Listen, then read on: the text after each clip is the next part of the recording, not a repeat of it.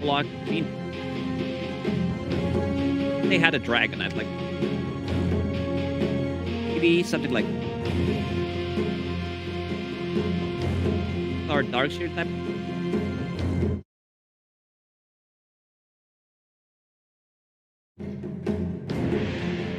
Radiant that team option, or you back. can pick like mid Death Prophet.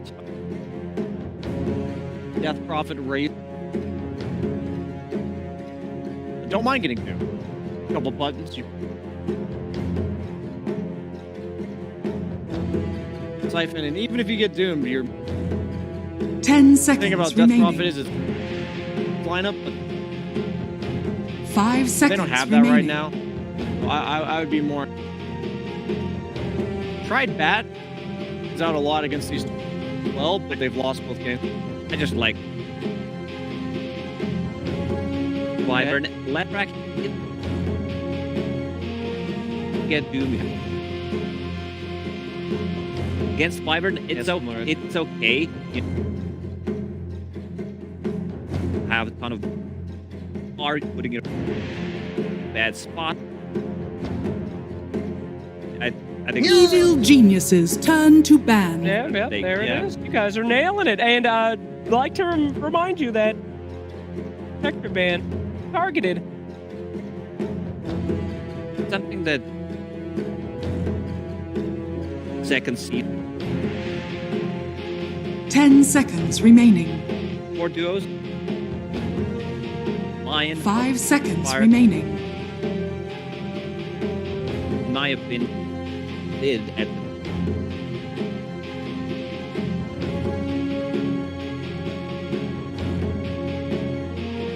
Yeah, I agree. Up until that LGD.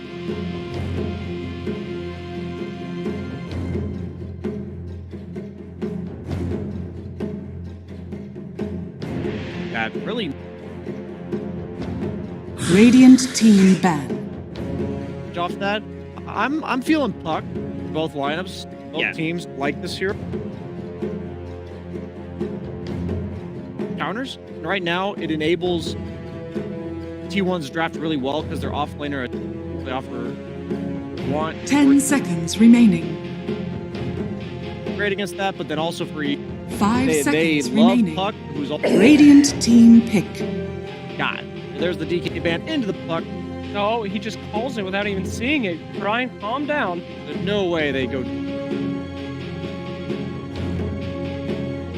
Each apparition was many games like 10 Great set. seconds remaining. flexible pick setup. 5 seconds remaining. Lion, your apparition of Lion, he's dead.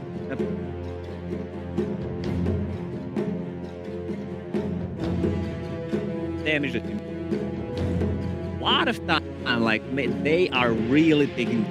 They clearly weren't. Really, it's the ban Fine team's thinking a lot on because they ban instant.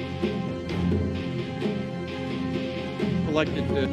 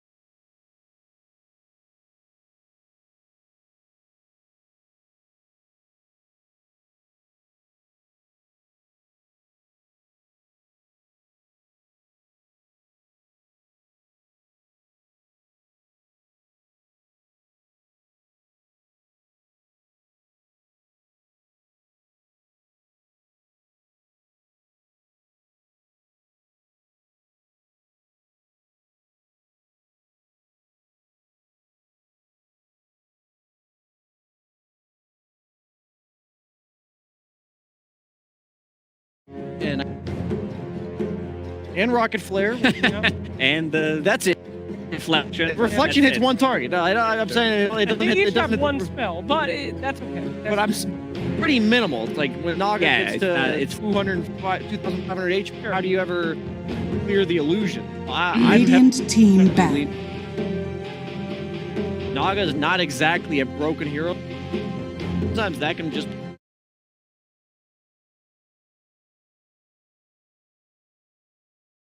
Naga. Evil geniuses turn to ban. Everybody's saying right now, the Aeon disc, Yes. frog, they're saying It's super. I would. Something that Natsei has been. Fuck, 10 seconds remaining. backpacking it. A lot of stuff like 5 seconds remaining. too good of an. Like you have it, man. Should have an assist. I have That'd be a good. All right, query. Nerf.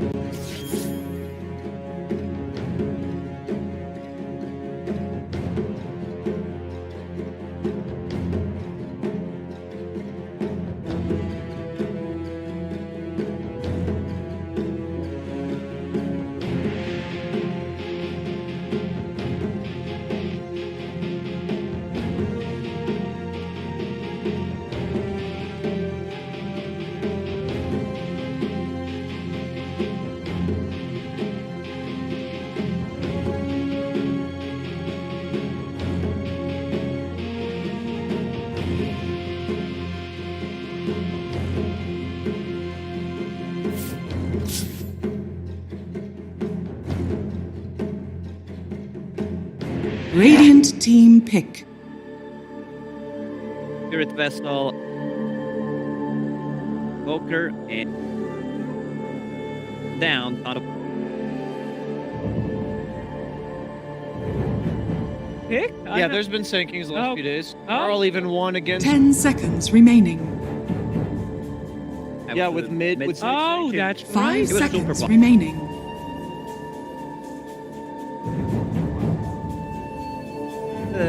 have a lot of win rate, but Good, no. they Tide Hunter. Tide Hunter. Choose your hero. Mid Doom. Offlane Dark. Now the Dark Wyvern team.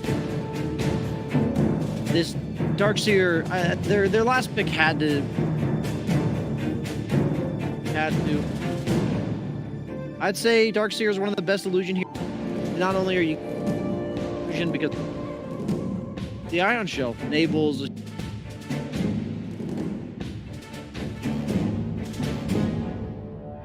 automatically. I don't. Oh, it's. Yeah, it is an op. The fuck. I agree. Not a single thing. Except two. Ravage available. This free as fuck game. Aggressive puff, maybe a Dagon. I'm not gonna say too, but a little bit of burst on that terror. There's not a lot of people that can help him. Oof. There's not been a more impressive team in regards to making.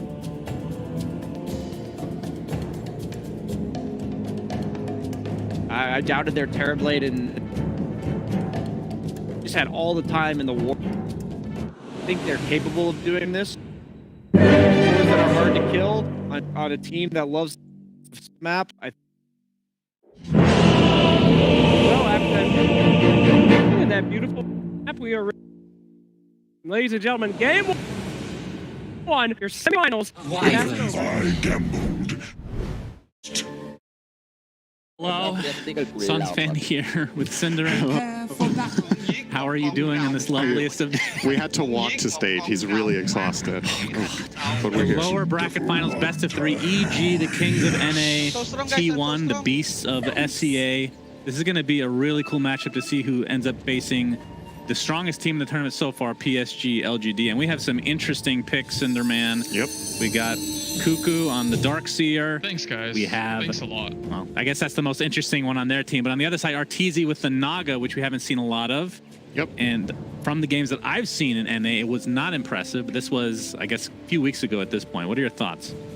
Yeah, I'm not the most sold on Naga as a pick right now in the meta, but I do think that EG have a lot of good reasons to pick it here. They have an expert on the hero. They have a really good cast around it. Lots of team fight, I think, is what Naga really thrives with. And the enemy team, one of their two of their core heroes are not the best against Naga, mainly talking about Doom and Terrorblade here. So it's cool to see. It's the first game of the best of 3 that both teams are bringing something fresh. It's not just the exact same picks we've seen all the time, but obviously a lot of them are. I don't know how much T1 have been playing this Clockwork on Zephyr. The battle begins. We'll see how it works out in this game. I think the Naga matchup is pretty bad for Clockwork as well, but it can work with Darkseer because of the Ion Shell in lane.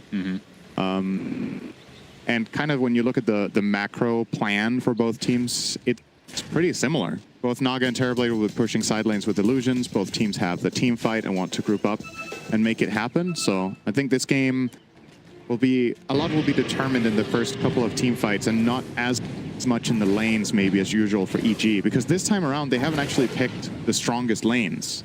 That's something EG have been doing a lot in this tournament, is have these incredible lanes, but Naga not really a very strong laner. EG even trying to, or choosing to start aggro tri lane, which is pretty unusual as well. They have done that a little bit, but most of their games, it has been that crit plus ice, ice, ice off lane. And now they're aggro trialing and putting their Tide solo safe against Darkseer Clock. I mean, this is a blast from the past. Naga Siren and aggro tri-lane. Yeah. Not something we get to see all too often. But yeah, should be interested to see how both teams fare in the laning stage. I mean, I haven't gotten to see a ton of Darkseer. I feel like the hero is strong when we've seen it, sparingly, if you will. What do you think about Cuckoo's hero this game around? Do you think it's a good pick?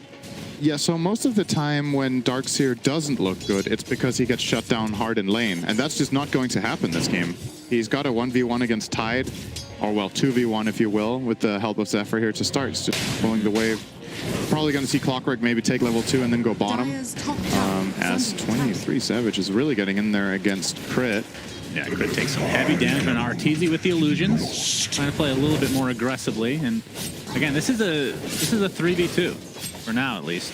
Yeah, and Terrorblade has he got the first full wave, and then since then he hasn't got a single CS. Obviously, EG putting a lot of emphasis on repositioning the lane as far back as possible so the two supports can act as zoning tools. As Whiteman is going to walk out here and block a camp that he has already blocked, but he's doing it for show. So that EG don't realize the sentry is placed here necessarily, and Fly will place a second one, which will be found later, I would imagine, from Whiteman. And absolutely, some mind games being played, like you talked about. I guess we have to mention Abed Puck as well, right? This has probably been the standout player-hero combination for the tournament, to be honest. For the past 2 tournaments. At least, beyond PSG, right? But they've also had a very short path to that run.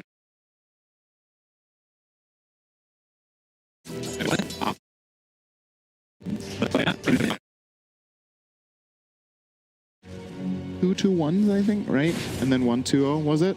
Yeah, I think so.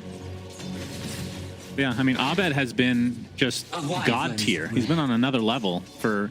And it's funny because in the NADPC, he was really good, obviously, but, you know, we're talking about a different skill level with a lot of the teams. But in both majors specifically, it feels like he's hitting like this peak of mechanical skill that we're been accustomed to seeing in these big tournaments. And I don't know if there's any... I don't know what the storyline is exactly, but obviously Abed is originally an SEA player. I think it's an SEA team now, as we see 23 Savage taking some damage, but it'll be more than fine, as these illusions are just going to be more of annoyance than anything. pretty tanky against the Naga illusions in lane, obviously, with that armor. So the base damage of the illusions is not as significant as against other carries, but he's still getting shut down very nicely here by EG, and it seems like a very clear, targeted plan here from them. Remaining in that tri lane for this long is something that they have not done very much. And even though they're not finding kills, they should have a pretty good read that they're definitely slowing down Terrorblade's farm. However, when you're dual laning against a tri-lane and neither team is pulling, Terrorblade should be out-leveling them, and he can just choose to go jungle on level 4. And then it's a matter of, did you accomplish enough, Abed? Yeah, that's a lot of damage to the illusory orb. Rune, and will be the water rune taken by Abed again, and now Carl. Carl, that is not what happened. You gambled and you lost. Yes, not up. That is true. First blood goes the way of Whitemon in that bot lane. They just first blooded in the 2v3 lane. Obviously, Crit wasn't there. He was securing the bottom water. And Fly must have just been caught out. That's a kill I would not have looked for. Yeah, and Ice dies in the top lane as well. This one is more likely. That's a 2v1. 2v1, like, yeah. And Darkseer Clock, definitely a lane that can pressure Tide. Just Tide usually very good against these heroes that are right-click based because of Kraken Shell. But the amount of damage over time, with Magic especially, it's very strong against nice it. blocks here. See if that actually connects. Yeah, Savage. 23 Savage is going to take a lot of right clicks. Is forced to just try to take out Crit in the meantime. Looks like they might trade. Will finally be the case, but of course, 23 Savage was the first to die. Now Arteezy surrounding Whitemon with those illusions. He's going to be fine. Looks like he should be good to go. Meanwhile, first coil of the game, and there we go. Abed just barely had the advantage in terms of XP, and as a result, gets the solo kill on Carl, which is somebody we have yet to talk about. This bottle will be refilled now. But Doom mid, we're seeing some replays here. That was the first kill on to Fly, and then the kill onto Ice. So wow, that was actually a solo from Zephyr. When you get isolated as Tide against a hero with Ion Shell, I think honestly Clockwork might be the single best support in the game at killing Tide in these situations. When you have Ion Shell, he can kill him 100 to 0 if he gets isolated out in the open with no creep wave. And there's the start of the first kill. So Fly going out to the side there, probably trying to get some information about the side camps. Yeah, vacuum into the cogs. Looks like Ice can take a lot of damage, but beautiful impale from Crit onto 2. They're going to find 1 kill, possibly a second. Cuckoo gets that salve off in the trees, attempting to TP out. Abed will not find him.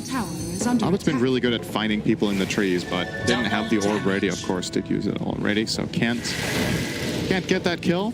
T1 will force rotation, though, so Terrorblade should be relatively safe now to play as he wants bottom. It seems to be a jungle path coming up for 23 Savage. Let's talk about Carl for a moment here. He's had a very good tournament, obviously, as have, I mean, pretty much every member of T1. Thoughts on Doom mid? Because a lot of these games we're seeing the off lane, they get really farmed, but it's kind of a different place. I mean, I guess you're kind of playing the same thing, but is a Doom mid where, do you like that this game? Is that give them more options, less options, a little bit more flexible? I think it really depends what item build he goes, how much I like it. Because I think his primary job in this game should be to counter Puck. And with a mid Doom, you get more levels and on average more gold than the offlane Doom. So maybe you could see him transition into some faster items that you wouldn't usually maybe consider, like Shadow Blade against the Puck, so you can get the Doom out. Or, you know, you could just go for the standard Hood, Dagger, BKB, Refresher, Shiva build or whatever. We're going to see what he chooses to go for. He probably goes like just standard. Hood is amazing against the Dire, and he is working on that currently. Almost has it. Yep, Siege kept alive here. Ice, trying to prevent Cuckoo from pulling this wave any further. A lot of damage being done to this tier 1 tower. Of course, Ice is level 6 with that Ravage available. They'll finally have to concede this Siege, but damage has been done for the most part. Yeah, they got a lot done. Fly getting some nice XP mid in the meantime. And it's only 7.5 minutes, and I mean, level 4, not too shabby. Yeah, Abed did give him that lane space and started rotating top, but it looked like EG just conceded the move. They maybe had bigger plans there to consider diving that tower. They managed to place some really good vision in that top area. EG definitely looked like they have big plans to take over the enemy triangle against this Terrorblade, which makes a lot of sense. But that time around, it was not enough with the siege creep, so probably going to do it again, minute 10. All right, Arteezy getting 2 courier kills. Yeah, 8-minute rune, coil onto 2. And it looks like, again, we're going to get the kill here in all likelihood as Carl, okay? He gets off the hood, and meanwhile, the Doom goes off onto Abed and sends it into the stomp as well. Beautiful turnaround from T1. That was such an outplay. Very nicely played. Very, very good. Awesome cogs coming out from Zephyr. And then Carl baiting with the hood, turning around, getting that Doom off on Abed. He was not expecting that. I was not expecting that. He was super low on HP, but yeah, Very blocking nice. a lot of that magic damage, of course. All right, well, Looks I mean, like, with that gives Carl the lead in the mid. Yep, he is, of course, also playing with Devour level 4, so will be overtaking more than likely every hero in the game. Mid Doom with Max Devour will usually be top net worth, and then it's a matter of whether the items you buy with it can compensate for the hero's weaknesses. I want to point out, we're seeing a double hood build on T1. Both the Darkseer and the Doom getting it as their first primary item might be a hint that T1 really wants to play fast and look to fight. Because obviously Hood doesn't offer much in the way of split pushing and farming. It is predominantly a fighting item. Maybe that's their read on this whole Naga versus Terrorblade matchup. You can see the ensnare into the cold feet combo, but Whitemon does get off his Arctic Burn and able to get to the low ground, but getting chased now with that gush from Ice Ice Ice, the patented taunt coming through. Cold Embrace, but the loser orb is coming, and they'll finally clean him up. Makes it a little bit longer for Whitemon, creating just a tad more space. I mean, are we going to see anything in terms of itemization from Arteezy that would be out of the ordinary? I mean, Yasha, I mean, is Diffusal even a thing on this hero anymore? I think Mantis Gotti looks pretty good in this game. You want to be able to run in and be sustainable enough that you can take these fights. Like, if you recognize what you're playing against here, right? It's double ion shells, it's the vacuum wall, you're playing into Scorched Earth. You probably need to be pretty tanky. Oh, this is a really bad matchup for Naga, by the way. Can't cast spells. Fly's going to walk in to try to allow for a mirror image. Finally, the song comes out and Fly out of the range of Battery Assault, and Arteezy just TP's out. The tower was literally one hit away. I'm actually a little bit surprised they didn't go for that. He could deny it, no. Yeah, didn't have vision in the bottom area of the map, obviously, under that tower. That might seem like it wasn't that good for Zephyr because he didn't kill anyone, but he forced Song, TP out from Naga, and got AA low and forced him away too, right? So, like, considering you were one support accomplishing all of these things and then denying the tower, that was a really high impact play from him. Yeah, Battery saw good against both Naga and Tide, actually. Yeah. So, pretty nice matchup overall. Oh, 23 Savage going to get a blasted here with crit from the sideline, but the Illusory Orb might come first, and that is enough to shatter him. Abed, very nice kill, and he didn't even take any of the Ancients, I don't believe. And now they know that there's a stack here. Yeah. You have to protect this area with a lot of... you need to put focus here as T1. They're trying to find a ward that doesn't exist, by the way, just based on the way that they moved in. Right. He had a feeling that there is an Observer, but the Observer is in the lane. Nothing in the triangle here. And yeah, this is going to be the name of the game. EG will want to kill this Terrorblade as many times as they can while he's farming the triangle to try to make a sizable gap for the Naga Siren, which is already the case. Arteezy is 1,500 net worth ahead, as a matter of fact. The only reason this game looks even on gold is the Devour that is keeping Doom ahead of the puck. And Darkseer has a 500 lead on the Tide. Yeah. The supports are neck and neck. There's almost no difference. Yeah, so Carl, obviously, we talked about the Hood. We'll be going for BKB next. I mean, right now, very interesting build-up. Were you expecting a Blink Dagger? Their initiation right now is obviously Hook Shot. Yeah. Darkseer doesn't have anything in terms of initiation quite yet. I think Blink would be really good this game so that he can combine with Clock. Like, if Clockwork sees a really good hook shot on the puck, you have no guaranteed way of connecting the Doom unless you have Dagger. Clock himself, if there's no counterplay from a Ravage or a Hex from Lion, you can maybe get a Cog knockback as well for a little bit of extra stun. But for Doom to connect on that actually takes quite a while. And I would like to see a Dagger for that. But he is prioritizing flat out just BKB. They just want to run at them, I think. That's the mentality they're building their items for. Setting up for Terrorblade to have one item, and then maybe you just go with that. Zephyr looks for the initiation, does connect onto Fly. Looks like that will be the sacrifice for EG, but the Finger of Death ends up getting the trade. Now we have a curse on the Fly himself, as Abed is beating the crap out of him right now, but it looks like it turned around before a kill can come out onto Crit. So 2 supports for T1 take a tumble here. Crit had a lot of Magic 1 charges there, keeping him alive. And he's already halfway to his Blink, so not too shabby of a start for him. Arteezy is very rich, actually. Well, he did win a lot of tournaments in his lifetime, so that makes sense. He is he's 2K ahead of the Terrorblade. All of that tournament experience. I guess so. Whoa, look at this. 3 belts of... What is that called? The Elven Skin? Band of Elven Skin. Yeah. Yeah. Do you ever build treads with that, by the way? This is Yasha plus Dragonlance, right? Yeah. But he's not queuing up the Dragonlance currently. It's the full S&Y, it looks like, as well. At least for now. We'll see what he ends up doing. But Carl still, well, he was top of the net worth, but being eclipsed now, as we're going to see, he's actually going to pop that ult from Abed. Will this actually be enough to shatter him? Absolutely, with the AAL coming out. But here's a counter initiation, but again, counter initiation from Ice with the Ravage. End up taking out the AA in turn, but this is a great trade for EG if they continue on. Crit. All right, we're going to get a song now from Arteezy, repositioning. Looking to get this kill onto the clock. This is going to be a nice anchor smash. I was right. Bird spike as well. Double kill for Arteezy. Now 23 Savage on the run. Cuckoo trying to mitigate a little bit of that damage for his friend, but he's going to drop as well. 4 for 1, the very least for T1.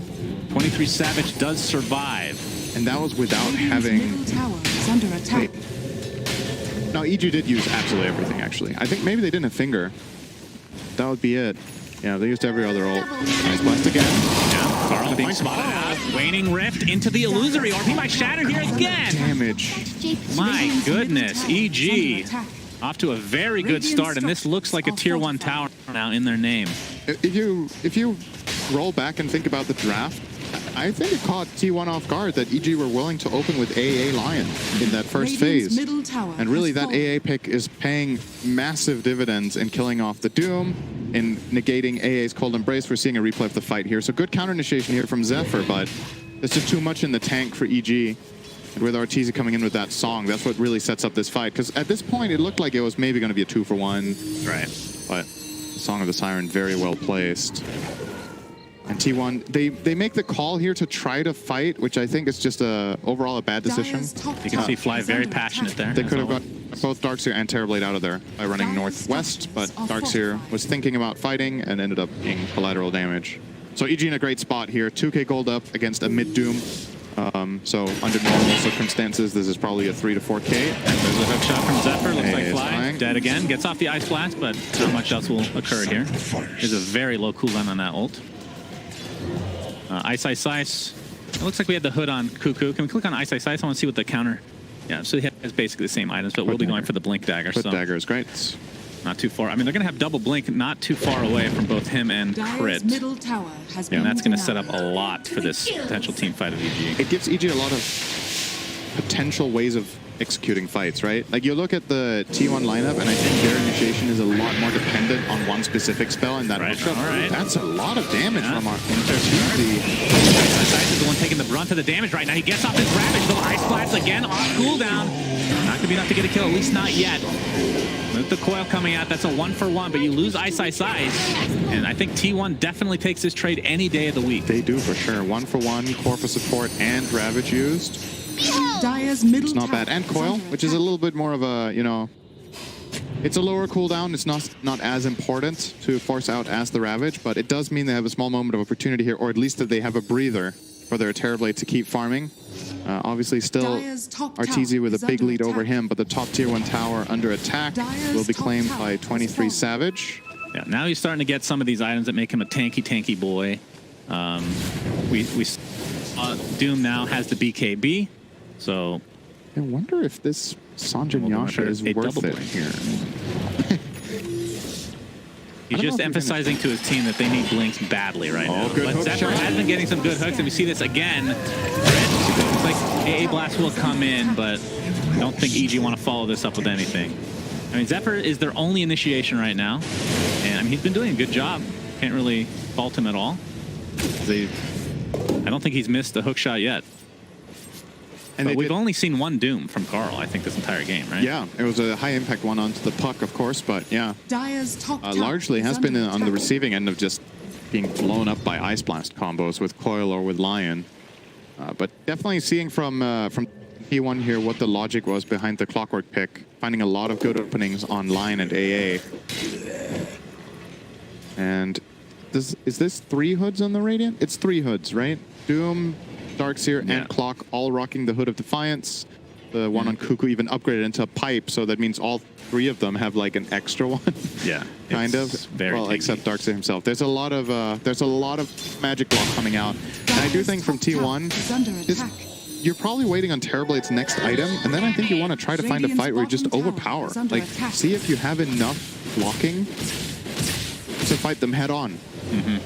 It is a serious amount of mitigation coming out here. If you pipe both of your other hood carriers and they go in, the amount of damage block that they have against all of these lineups is pretty massive. Oh, wow, that's going to get found here. There's the double blink being shown. Nice and tail onto 2. AA blast to fall. The Wyvern's already dead to start things out, though. Again, though, it will be a trade as Crit is quite squishy indeed. Weren't expecting maybe that many members of T1 there, so it'll just be a trade of supports. But Wall was expended here. That's a relatively long cooldown. Carl's going high Assange. Really? Wow. Okay, that's a first. Where the dagger at? Oh, There he's it changed is. it. Thank you for listening, Carl. Yeah, very close to finishing that bad boy, and I mean, we'll see where the team fight comes from there. Do you think we could get an anti-caster meta where all players Radiant's start putting bottom items that they tower really is under don't attack. want into quick buy? I mean, that's what happens at the end of Dire's games when top players tower is destroy under their attack. items to screw over the statisticians, right? That's true. Or just go buy a bunch of triple Desos. Yeah. Exactly, and yeah, looks like Abed Smoke. will be going Lincolns into Deso, Radiant's which bottom tower pretty Standard against self-explanatory. Yeah, but yeah, you're right. They have a ton of burst damage, but most of it is magical. So these 2 hoods and pipe. Scanning. I mean, I guess in the next team fight we'll really see the power of it. And the scary physical component of Naga is it still takes a while. Like, Naga is a hero that needs a lot of items before it really starts kicking in, and that's why it's not a very popular hero at the moment, because the games on... Like, usually the game progression is too fast for Naga to be able to farm up enough. But if you do get... Oh, the instinct. Jump in with the Hex. AA blast into the finger of death. He is the one hero that doesn't have a pipe or a hood, so... Very visible. That does make sense. Take a bit of a blunder here from that. Oh, vacuum. Yeah, with this turn, Fastest will save Cuckoo as Carl can pop his BKB. The Doom finally comes out. Ice is Ravage as well. Doom was applied to Mr. Abed, who will Nice drop. deny. Yeah, you're right. Denied from Arteezy. Beautifully done. That was through a BKB. Carl beating onto him as well as Arteezy getting a little bit low, but he has the snare. Diffusal blade to fall, and this is actually doing so much damage, but the cold embrace is going to save him now. Nice hook shot from Zephyr, and they have netting that kill on Arteezy, so it's a 2-for-1 after an amazing start for EG. They've lost their position 1 and 2. Now Carl getting surged up, has the Iron Shell applied, with very little mana to work with. Mikey will fall as a result of this, and now Cuckoo and company able to clean up basically everybody from EG. Ice, the lone remaining member of EG. This is after losing their Terror Blade, the beginning of the fight. Yeah. They did a really good job. The vacuum into Curse and then dooming the puck. I thought it was going to end up not being that good because of the deny from Arteezy, but the hookshot follow-up from Zephyr being able to isolate Naga after the fight just made it very, very clean for them. And now that 23 Savage is back, yeah, I mean, he died, but that also means he has all of his stuff right now. Abed will defend. I don't know if they can get this. I mean, the death timers were pretty low. I mean, it's only 21 minutes in the game. All right, let me give you a question. So You're going to give me a question. yes, let me ask you a question, okay? Okay. You can give it to me, too, Yeah, if you you can want. have it as well. Just This see is a the replay, replay, yeah. Shannon. Don't cast it. So Thank you. imagine in real life that a hero from Dota runs at you with Surge. Okay. Which one is Radiant are scariest? scanning. Doom has to be top 3. Man, you're putting me really on the spot here. I mean, Pudge is disgusting in a different way. It was actually right? Carl, Doom, so it was gonna get initial hit on now. Again, the AA blast. They have so much burst damage, and even with this tanky, you can't get this BKB at all. monster kill on Abed because he got denied. That's true. So his killing streak is still going. That is true. But it can be both a good and a bad thing, depending on who would have got the kill bounty. I mean, Doom is literally Satan, right? So it does make sense that he would be the scariest. so he was a Satan fish. That's true. Okay. Well, I'll have to think about. I have to ponder that for a little bit here. You've got time. Gonna kill Roche here. EG with that pick off Radiant's middle on tower Doom will be They have vision. definitely getting this ended. Link into the Hex, and we've seen this combo before. You lose your orb back into the pit. Min-maxing for Abed. That is min-maxing at its best. He's actually going to TPS, so Arteezy will take this Aegis. No hook shot available, so won't be any, not even in the vicinity, actually, just for vision there. But Arteezy, No, Aegis for he 5. should take this Aegis, actually. Because of the killing spree?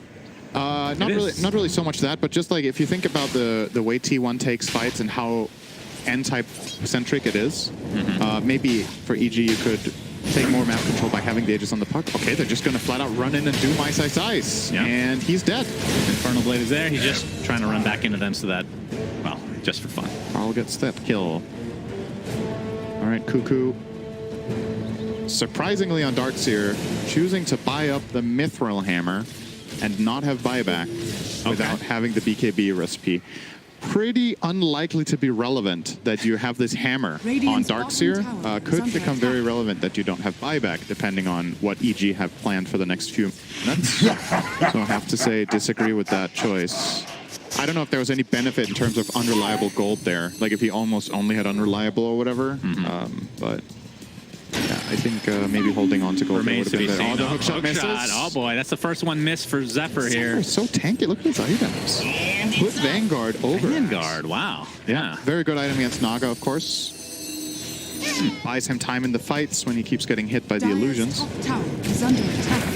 Cuckoo. Oh, he's going to get instant Hex after blinking in aggressively. A blast to follow again. Finger of Death, not enough damage. He pops the BKB, and Carl will survive as a result, but they can't really do anything with that. And again, Ice Blast, I mean, Finger of Death is a decently long cooldown at this level, but they haven't really expended that much for EG, but still have 3 minutes left on this Aegis.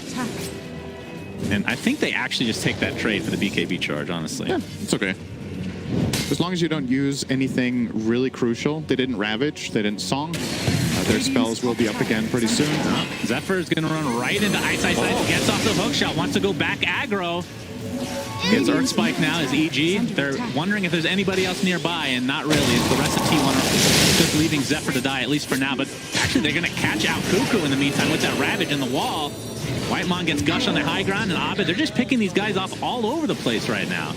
I don't think T1 were on the same page there in that aggro play from the clock. They might have been, but just been counterplayed, right? Like, I don't necessarily think conceptually that that's a bad hook shot, but they got cut off. They couldn't follow through because of the wall that EG basically placed down there with both Tide and Puck, just zoning them off from connecting. A very heads-up play from them to very quickly prevent T1 from following through there. And this should, I mean, I feel like this game is in this interesting state right now where, you know, EG are sitting on a 1k gold lead. You could be like, that doesn't matter. One team has Doom, so obviously there's that Devour factor as always, but this feels like anyone's game all the time. Even with a 5 to 10k lead for either team, I really think just initiation matters so much. This Ice Blast is going to clip. Yeah, it will. Abed with that Deso being shown. Now Carl pops the BKB and is fine as well. That's yet another BKB charge. Yeah. Puck not sitting on the Axe coil yet. Doesn't even have, as a matter of fact, didn't have coil ready. Do you think he's going to be going for the Axe? I mean, I don't know, actually. That's a good point. Last time he didn't get it. Yeah, last time it was like, what, a 50-minute game? He ended up getting it from Roche. He didn't even try buying it at any point. I wonder if teams this late into the tournament are genuinely planning around third Roche as part of their itemization when they're 20 minutes in. They're like, our experience with the games and how they're going, and it's Naga versus Terrorblade, maybe you don't want to buy an Axe because you feel like you can get it for free later.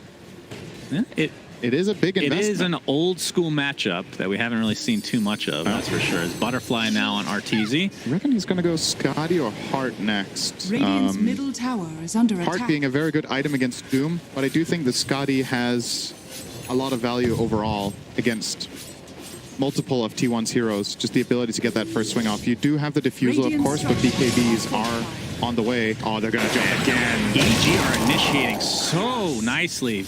Always on the same page this game. Their wards are super good so far. Yeah, we saw Fly go in there not too long ago. It's a nice blink there. Be able to not get latched to the ensnare, but yeah, we can see these aggro wards that are just giving so much vision for EG right now.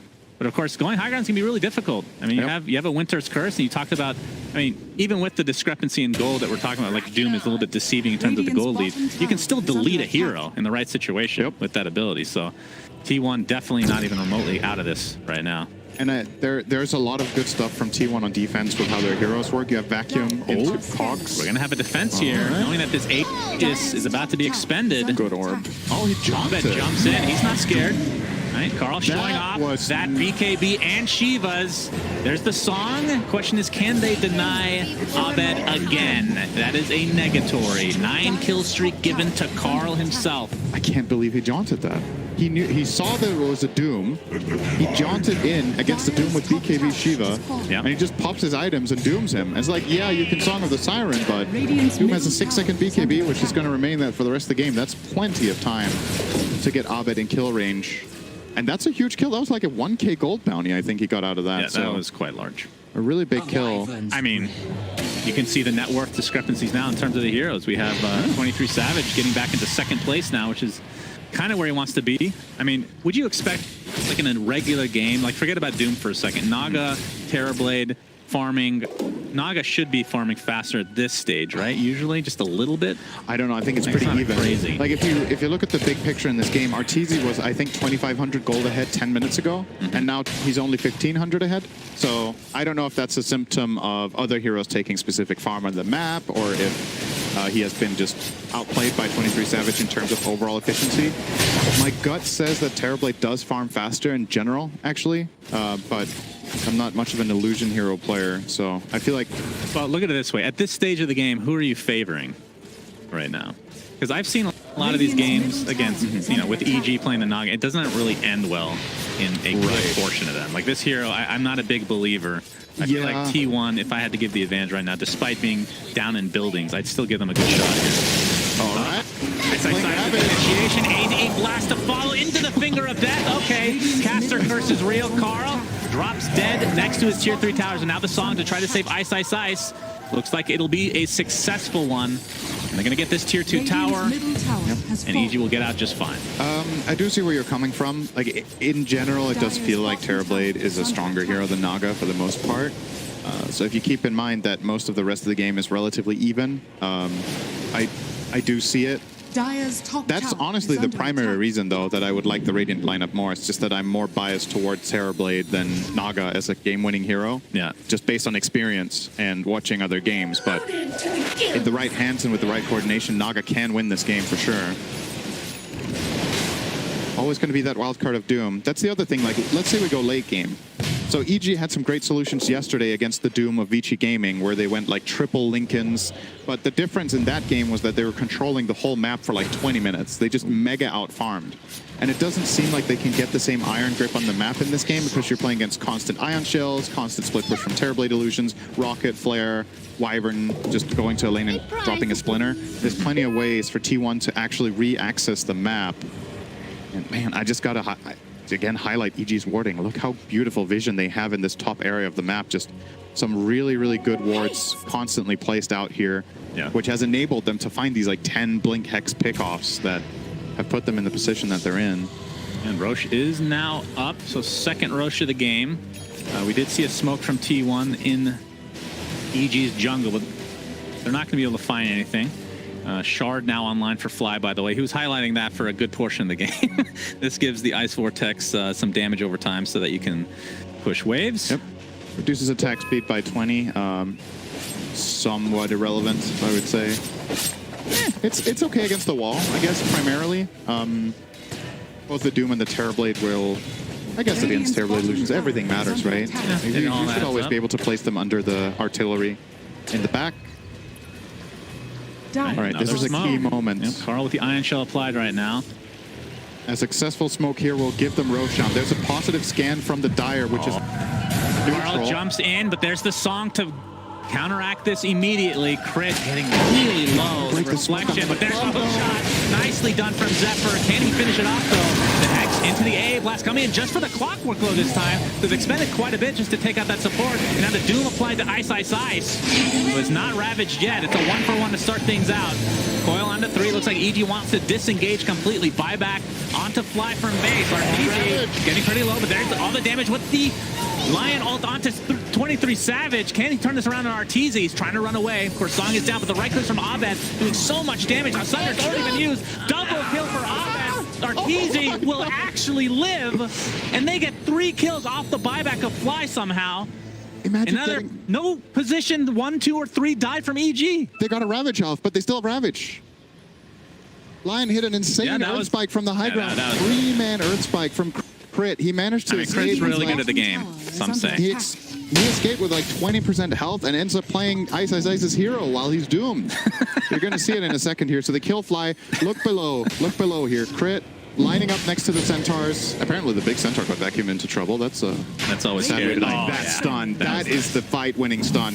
Without Arteezy dies here. 100%. beautifully done by Crit, finding that angle and having the patience too. And the reflection with the Manta dispelling it, that's as close as it gets here. It's kind of a game of chance whenever the butterfly illusions are there, right? Like, are you going to dodge your own attacks or not? That's true. All right, EG find yet another kill on the backside here. T1 still don't have their terrible. And yeah, Ice Blast is up again, so that's going to be an easy one. And like we said, Roche is up. I thought they were going for it, but they ended up looking for some kills here instead. Yeah, they've basically taken it down to half HP with the ward giving. It's going to be very telling for T1's approach to the game now, whether they buy back or not for this Roche. Because they could buy back now and rush up there with smoke and get there in time. It's a very high commitment play. It looks like their judgment is Roche is not going to win EG the game straight up.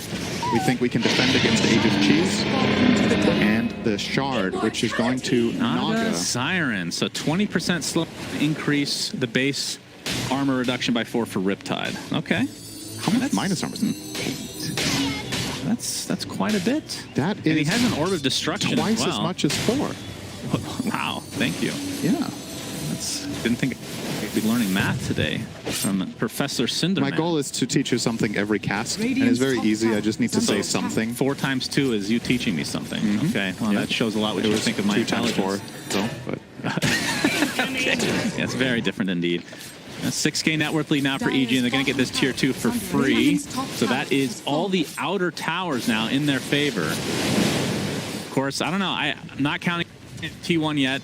That was a really big moment, though. It was. I mean, the game was even net worth-wise. Now it's obviously ballooned. And that talent, by the way, level 20 talent, terribly. I didn't realize he has that. That's crazy good. Which one? 8-second conjure image duration. Yeah, that's not too bad. What an insane talent, actually, on that hero. Yeah, Arteezy is doing a lot of damage. Of course, like I said, Orb of Destruction is there, so minus armor on the towers. That's a nice split push. And absolutely. Okay. Has to hook shot. Oh, that gets turned around now. Ice Blast is there. And they actually finish off Cuckoo. And they're going to use the Winter's Curse for now, but BKB is already popped. Looking for the Doom potentially. Remember, Aegis still on Arteezy. He pops the song now, but with the coil, maybe a little bit miscommunication here as EG looks to disengage. Yeah. Getting out of there is fine. You force Wall, you forced Sunder, Curse. A lot of things happening there. Wait, did it just say armor lowered by 12? So is it 12 or 8? So is the 8 the regular Riptide and maybe plus 4? Maybe. I would trust the tooltip if it wasn't for the reason that the tooltips are wrong 40% of the time. 40%. So. Oh, that's very specific. I know. It is very specific. Learning something again today. Thank you. I actually don't know if it's -8 or -12. I don't play Naga, and I never play against Nobody plays Naga. That's the problem. I do think the base Riptide is Oh, they're going to find Cuckoo, it looks like. Yep. So much squishier when the Ice Blast is applied. Does have buyback, though. Yeah, it's going to get the tier 4, though. The tier 3. Now Arteezy focusing on the range creep. Backpack Abyssal Blade. It looks like the range racks will fall. Diffusal Blade. I mean, you have stronger items, so he does have treads. Yeah, I was thinking maybe you backpack the treads, but he's valuing the move speed here. It makes sense. Yeah. And this should be at least one lane. Are they? Okay, they're going to jump in with Carl. He gets that Doom off. Because again, Aegis is still on Arteezy, so I don't even know if they're scared about dying right now. There's the big ultimate from Ice Blast to fall. Like, one here, it looks like, but there's the coil onto 3. Abed taking Wyvern out of the fight immediately. Still has his ult. Will buy back into the game, though. And now the Doom again applied to Arteezy. Looks like they'll finally take him out successfully without the Aegis this time. Now see if they can turn things around. There's the beautiful ult from Crit, taking out Doom again. And with that, we'll see if Abed can clean anybody else up. Cuckoo, this would be a dieback if he continues to go in here. But there's the Winter's Curse finally. Cuckoo, Anchor Smash, and the right click from Ice is enough to take him out. And there, Ice with the refresher. Looks like they'll find Zephyr in all likelihood with the right clicks on Abed, definitely. And with this Deso, you can continue to take these racks. Absolutely no problem.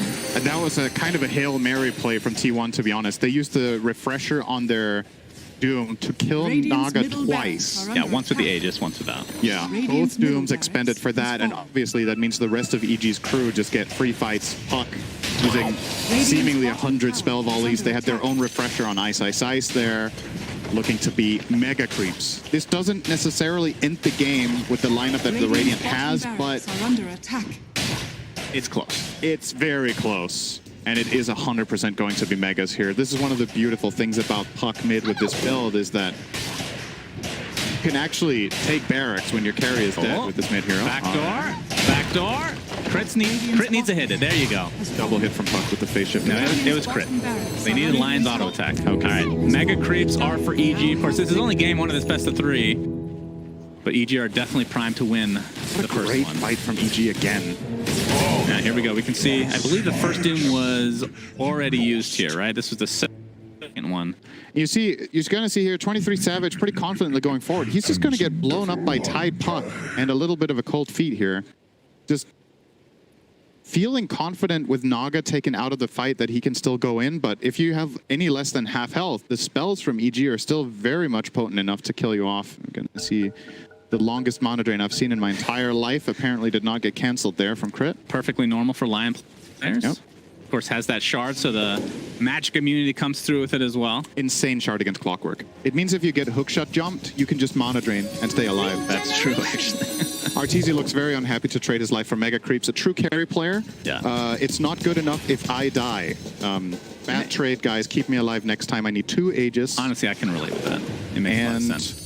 Yeah, crit with only 3 finger kills here. Or 3 finger charges specifically. But he still takes the 70 HP down. Yeah, he does. I feel like that's been the standard so far. And he takes the finger death damage per kill. So it's a whopping 60 extra damage. Pretty good, huh? That's not retroactive, though.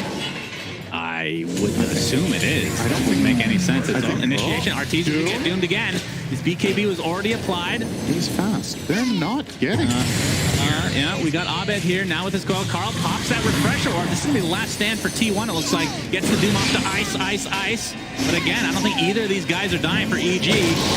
See 23 Savage going to work. The Doom is going to be the first one to die in this engagement. Song of the Siren means 23 Savage is the only member of T1 able to do anything for the time being. He's going to get ensnared now. They're just kiting him. The Hex from Crit into the Gush. Going to get Cold Embrace for now. Still pretty freaking healthy, but they're just kiting him. Double kill for Abed as he's just going to town on everybody on the backside here. There's the Ravage from Ice onto 2. They're going to focus on 23 Savage. The double Ravage to fall. Or to use Sunder. Triple kill for Abed, and GG's are called EG. They win the Naga game. I'm not going to lie. I was not expecting this. But it looked good. It looked so good. They found the counter to 23 Savage. Yeah, I have to admit, it's 23 Ravage. 23 Ravages? I wonder how many they used that game. Probably, not that's quite a lot, though. Not 23.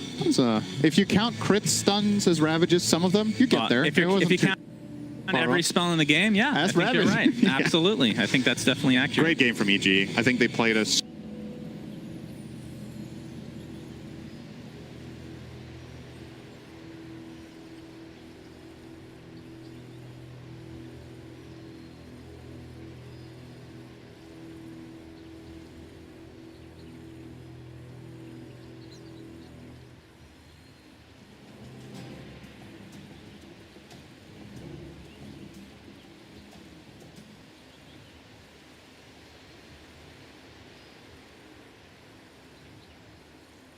An enemy destroyed cannot rise against you.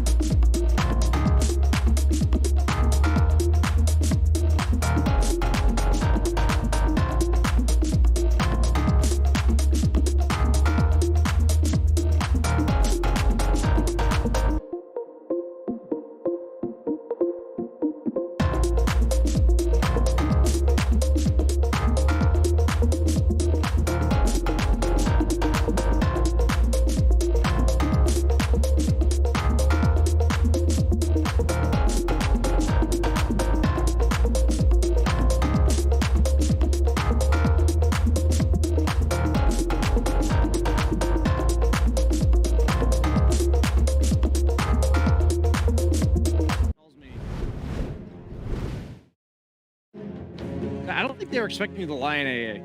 AA was just Wyvern. They have these automatic set 10 seconds combos. remaining.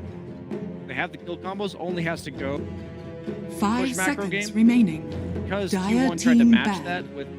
Evil They didn't have the geniuses kill turn combo. to pick. So when both teams were trying to play the map, saw all those Lion stun setups into the AA, blast around the random pick. Are you guys gonna play the game? Stop jungling, let's push. Down, and usually a fight's gonna go. Muốn giết một con rồng má phải chạy Fight goes thằng out. nào. 10 seconds remaining. Entire time. This time around, I love the ban 5 on the Lion. seconds remaining.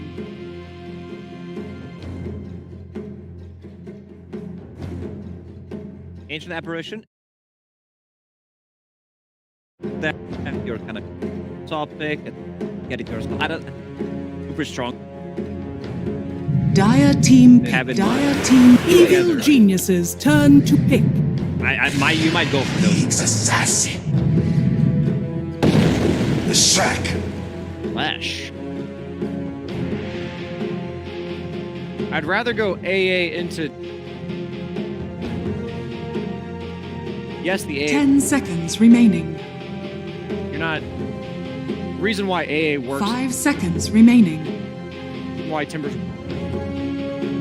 lacks the safe. Lion is best catch. Dragonite open. Evil geniuses Possibly. turn to bat. Oh, EB Dragonite is like something that they curing it. open up with. Doesn't like the Leshrac paper works Yeah. well against. The real game, he close. He doesn't build it. 10 seconds Armor remaining. items and 5 seconds I'll remaining. use 508. Still need to get close. You can get the top. Dire team back. Dragonite stun. You're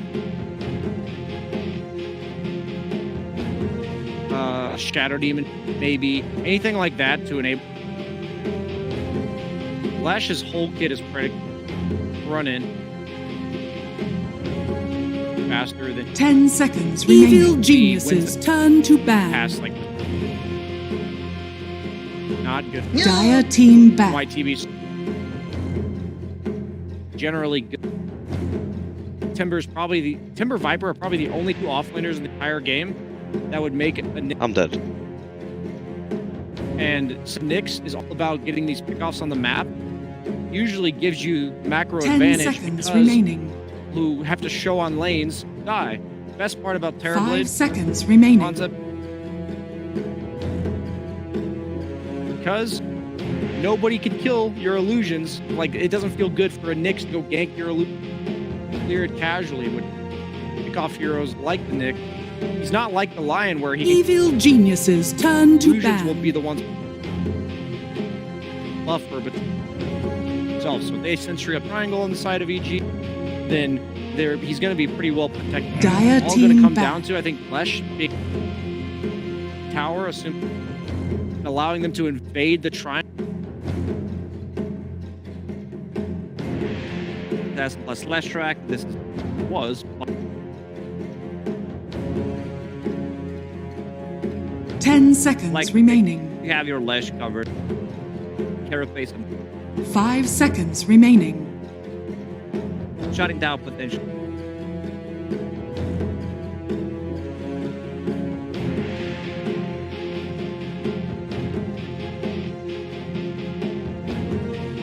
I mean, it's a good It's just the matchup. best carry matchup against carry, since TB has high armor, illusions, not generally countered by any carry,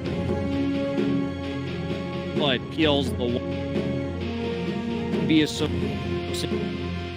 decently bad against Naga, like you don't Naga like we saw last game, but it's not unplayable if you have kills. Just it never feels good.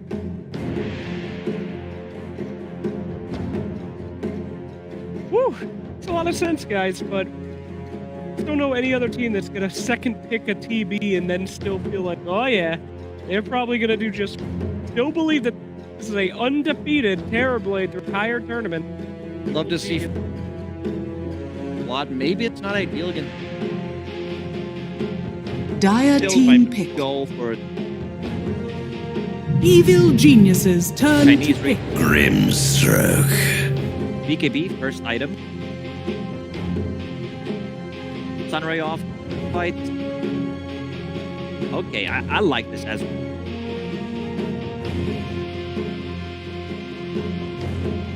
10 seconds remaining. I would prefer 5 seconds remaining. swap things around. Farm that act.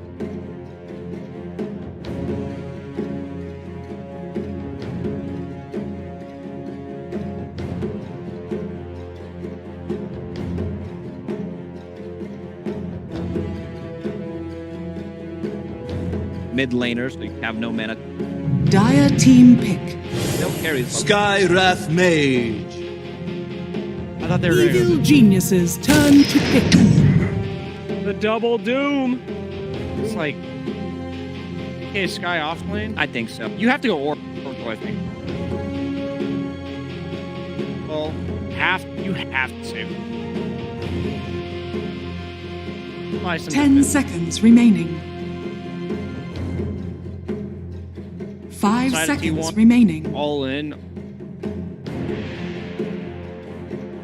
Amount of items.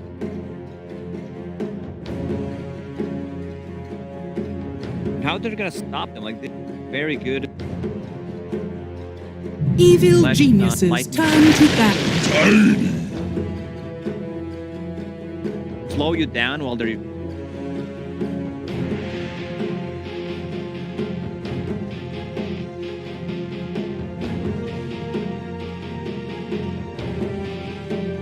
Ten seconds remaining.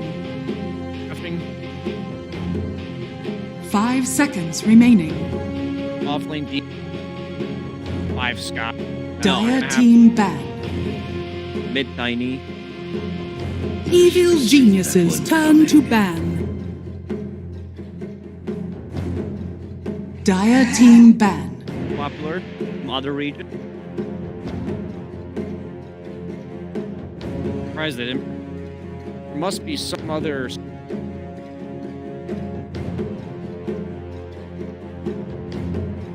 I'd say Shadow Demon's like better against. 10 seconds remaining.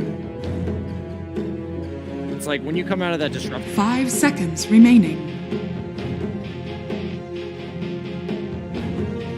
Do like Warlock as like.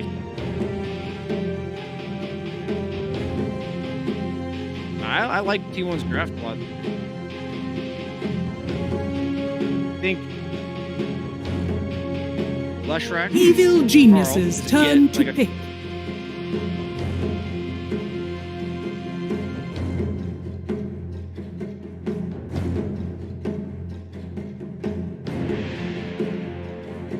I like Warlock. Fight and 10 seconds remaining. heal and just 5 seconds attack remaining. with Warlock.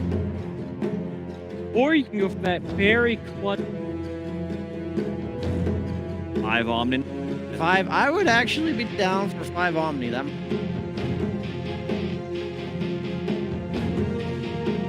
You have a lot of stuns. Like, you have slow, Dragonite for what? Stun, tiny. You have enough. Dire team pick. Elder Titan. Oh, Okay. Stuns, let's go. all right. That's well, more of a counter initiate. That is like a disrupt. Yes, where you want to reset. Actually, Rock gives you the same higher. 10 seconds remaining. It's amping up all their damage.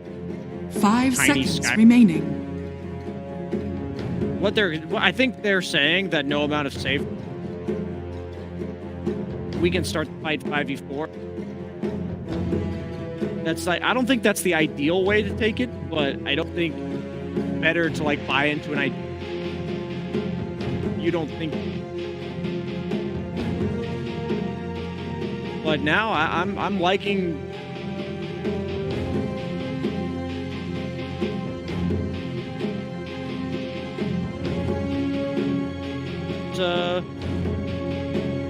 Life Stealer they've done before.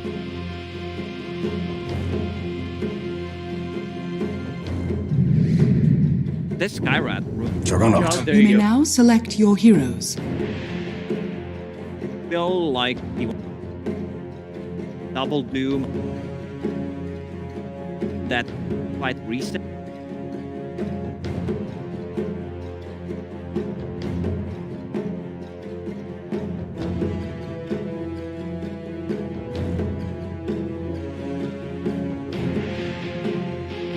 This double Doom.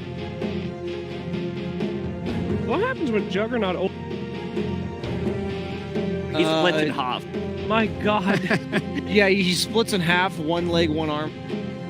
When it's Half over, he's damage, just half dead. the Half the damage. damage. Oh my God. Very crazy and love it. Even top to bottom, not. So, Fantastic. I agree.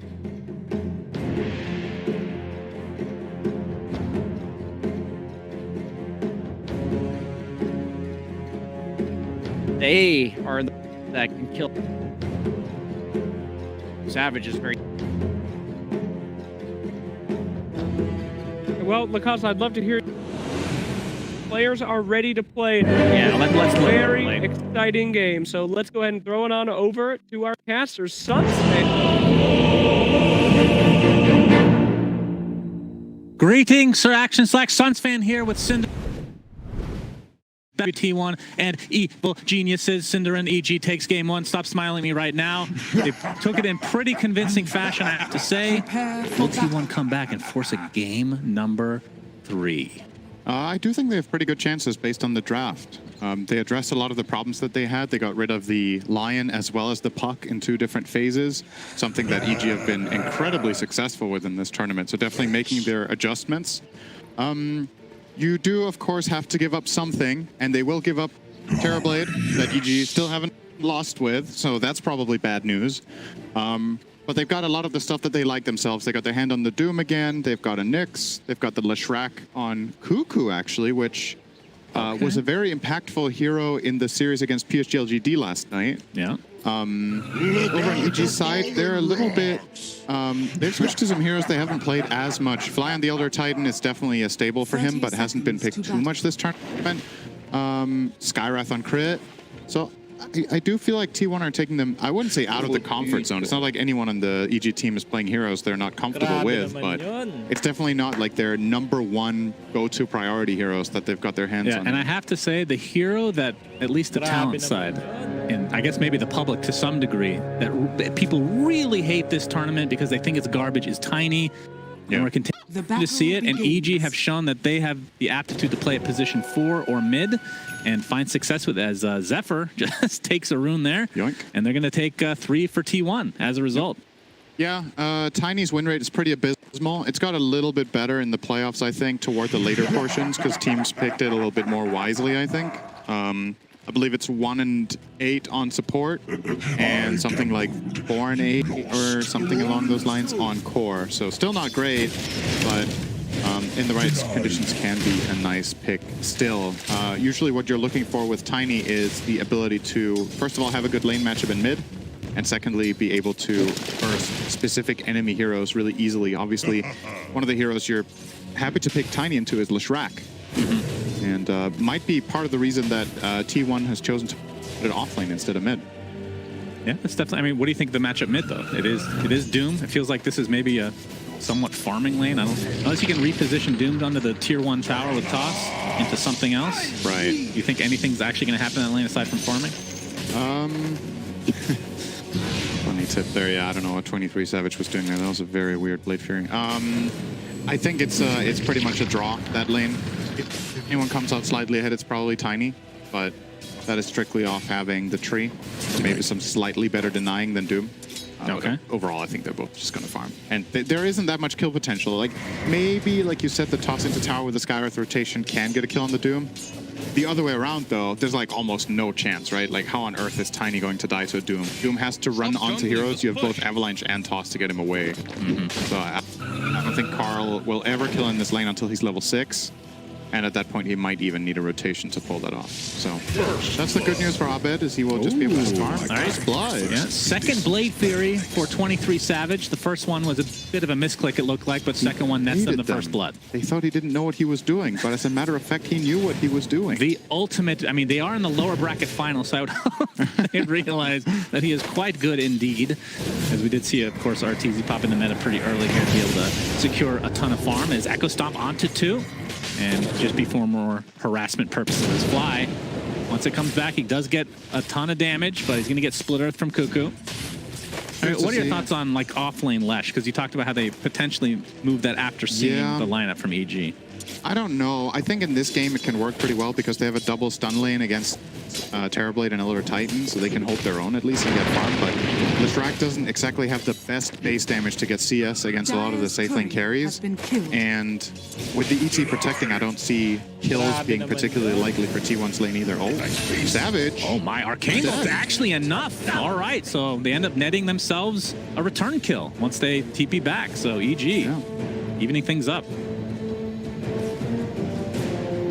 15-2 CS right now versus the Abed Tiny 12-2. So Doom off to a pretty good start, and of course it's just going to amplify once that Devour starts being leveled up even more, as we've kind of talked about every single Doom game, but that is pretty much all you can talk about. They do have double Doom potential this game though, with the Soulbind. I feel like we see this combo and then it almost never happens in a game. Why is that? Is it just the positioning from Grim is difficult to pull it off? The conditionals, right? First of all, Grim needs to hit a Soulbind. Doom needs to be in range and have Doom ready. Okay. Oh, they're going to chain him off. All right. Yeah, the Impale into the Split Earth, but and a lot of the time Doom lineups open fights with Doom, right?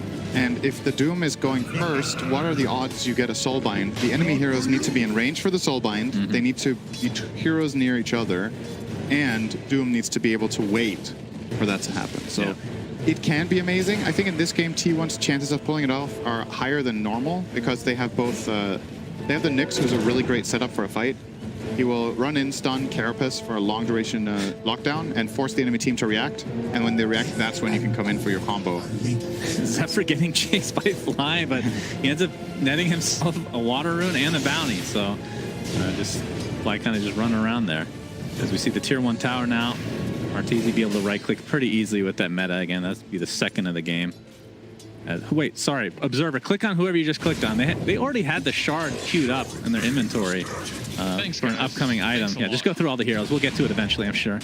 All right, not yet. No. Okay, keep going. Yep, you keep it up. All right, we're getting there. There, almost.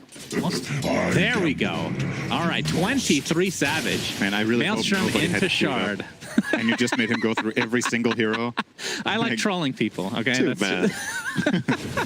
My apologies. But, I mean, Maelstrom Shard, that's pretty freaking strong. You can attack through the Blade Fury, you get extra attacks, or you get extra move speed while Blade Furying.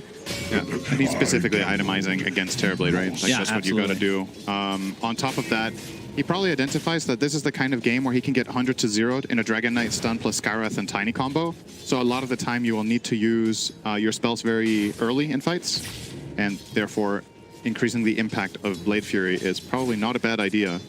I will not forget this. Yeah, it's 23 Savage after that death. I mean, 17-2, it's going to get Dragon Tail, but mid lane, we're going to see the Avatos combination with the Ancient Seal, that extra damage coming through. Very easy kill. Doom is a pretty tanky hero early on, especially after the armor buff, but this amount of overwhelming magic damage when you're on the enemy hill, you just can't handle it. Like, Tiny plus Skywrath will 100 to 0 him every time with level 2 Ancient Seal if everything lands. So I think he should pay a little bit more respect there on Carl in mid. So far, in terms of CS, EG are doing great. Leshrac offlane has 13 CS only for T1. Compare that to the Dragon Knight, who's doubling him up. Arteezy's doing very well as well. Basically, everyone on EG's team's happy right now. Yeah. Oh, we have a haste on Ovid. He gets the avalanche into the toss, back into the fray. Crit again with the Ancient Seal. Fly is there. Can't really catch up, though. Scorched Earth is up and running, as we're going to see potentially Ice Ice Ice take a tumble here. Nice kill. So T1 finding some, I mean, they're up 1K, but of course, Doom effect and whatnot. But like you said, in terms of CS, EG doing quite well right now. Radiant's top tower is And the under hero in the attack. shot right now is really going to be my big question mark, is Cuckoo on that Lesh. Like, how much is this offlane Leshrac going to be able to output? A big part of this hero's strength for me is the timing that it hits early when it's mid, where you get Edict really fast and you start taking towers. You just never find that same impact from the Radiant's offlane because top you're sharing tower is under experience, attack. and usually you get contested a lot on CS, so you don't get the key items as fast, Dire's which has exactly been the structures case in this are game. Like, offlane Leshrac just, his base stats and base attack just kind of suck in Dire's 2v2. middle tower Like, is he under does way attack. better in mid because you have this constant access to water runes, you buy bottle, so you're farming with spells. Carl will be fine here. Yeah. Was close though. Abed is really being a bully. I mean, that combo has been nerfed time and time again, so it's actually a little bit surprising to me to see them get that close. We're going to see Echo Stomp connect on the fly. He's going to be woken up, though, with the right clicks of Arteezy. Split Earth is not going to hit, and Arteezy nets himself a kill onto Cuckoo. Very nicely placed stomp there from Fly. There was, I think there was an escape path there for Cuckoo on the Lesh, but it was really hard to find it in that moment. Kind of just cornered him completely. Very annoying for Abed, but he should be getting an 8-minute power rune here. They have full river control. They're going to place Fly on the bot rune. Abed is checking top, and he will find Well, be an invis. Visibility. Ooh, that's- What a great rune for Tiny. Yeah, that is a top tier one. No, He could look to kill Jugger with this, that together would be with huge. Pred.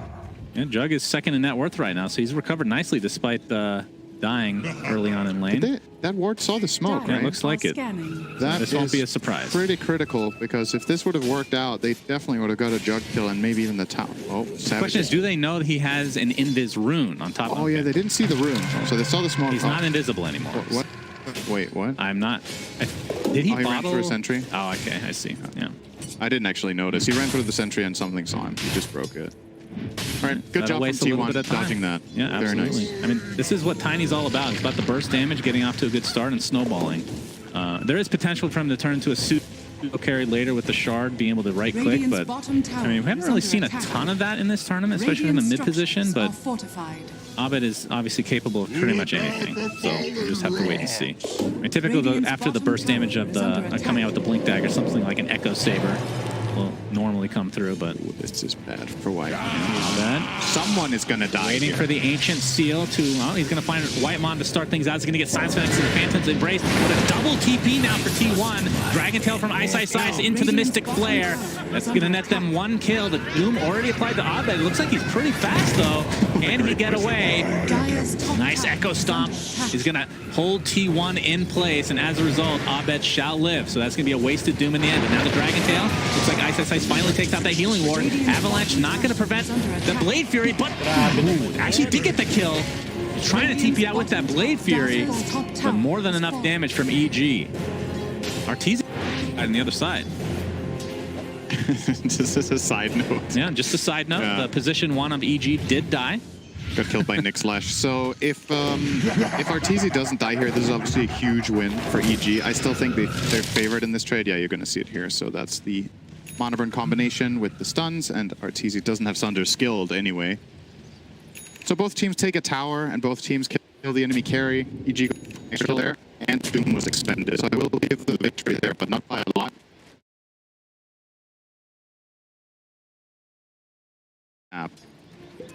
Kind of equalize the situation. So once again, we've got Carl with this first item hood. Yeah, but this time he's going Blink second. No. Okay. Every time we talk about his item, he changes it. I was like, Yeah, what is he did this? BKB last time. He mentioned it, he went dagger. Yeah, it looks like This Fly. time, he didn't have a good time to make the joke. He actually did it. All right, let's see. When he has like 1,500 gold, he's going to switch back. Okay. Maybe it's We'll a see. tick he has. Yeah, that could be. It could be. We've seen that before, many a time. Oh, I thought I for mean- a second he switched to it. What would you prefer this game, though? Do you actually agree with the BKB first? I still think he should buy dagger. Yeah. I do think. But honestly, I think the dagger is less good first item than last game. I think you have a better case for buying BKB this time. Ancient Seal, yeah, they spot him out. Avalanche toss, and that just blows up Zephyr. Man, oh man, yeah, the Sentry and the high ground spots him. Skywrath Nicely is really, placed. the Skywrath Nyx matchup is actually super interesting because everything is about information in that matchup. If Nyx sees Skywrath first and Sky doesn't have detection, Nyx can almost one-shot combo him. If it's the other way around, the Ancient Seal just Dire's middle blasts tower you with is under any attack. spells. And you saw it. Dire's structures Easy kill are for him. fortified. 23 Savage has to TP back to base, which means he can't really come into this mid lane. EG knows that that TP is down. They're going to start with an Avalanche, but a Soulbind to counter. Echo Stomp to counter that on top of it. Impale's only going to connect on one. Lightning Storm to follow. Oh, now they do. Yeah, they do find one kill onto crit. The Earth Spiller does connect onto two, though, as Cuckoo getting right-clicked by Arteezy. Just enough damage to take him out. Meanwhile, Doom into the Inkswell. This will be a cleanup crew. Will they get the deny, though, is the question. Now, Abed does die to Carl in the end, so a 2 for 2. Now, Fly, Echo Stomp. Will connect on the Whitemon. Arteezy still in that meta, so should be able to find himself Whitemon at the very least. Triple kill for him. Fortunate for EG that Arteezy is able to get all those kills. And now maybe the tier 1 tower to follow. Yeah. It looked good for T1. They got the first kill and they got the Doom off on Tiny, and this time he does die. But Carl. Carl, Dragon Tail. He does have a hood. Mystic Flare does a ton of damage, though. They layer this pretty nice with the Echo Stomp. But he is mega fast. Haste and Hood will stay alive. But EG with another good move. They get the kills on Arteezy, 3 kills, as well as the mid tower. So really starting to ramp up. T1 with a less than 1k gold lead with Doom on top of the boards. And now we have Radiant's double bottom Blink tower is under Dagger. attack. So Ice with one, Abed with one. Expect EG to get ultra aggressive now. And worth pointing out, as was highlighted a moment ago, the Elder Titan did not have his aura yet.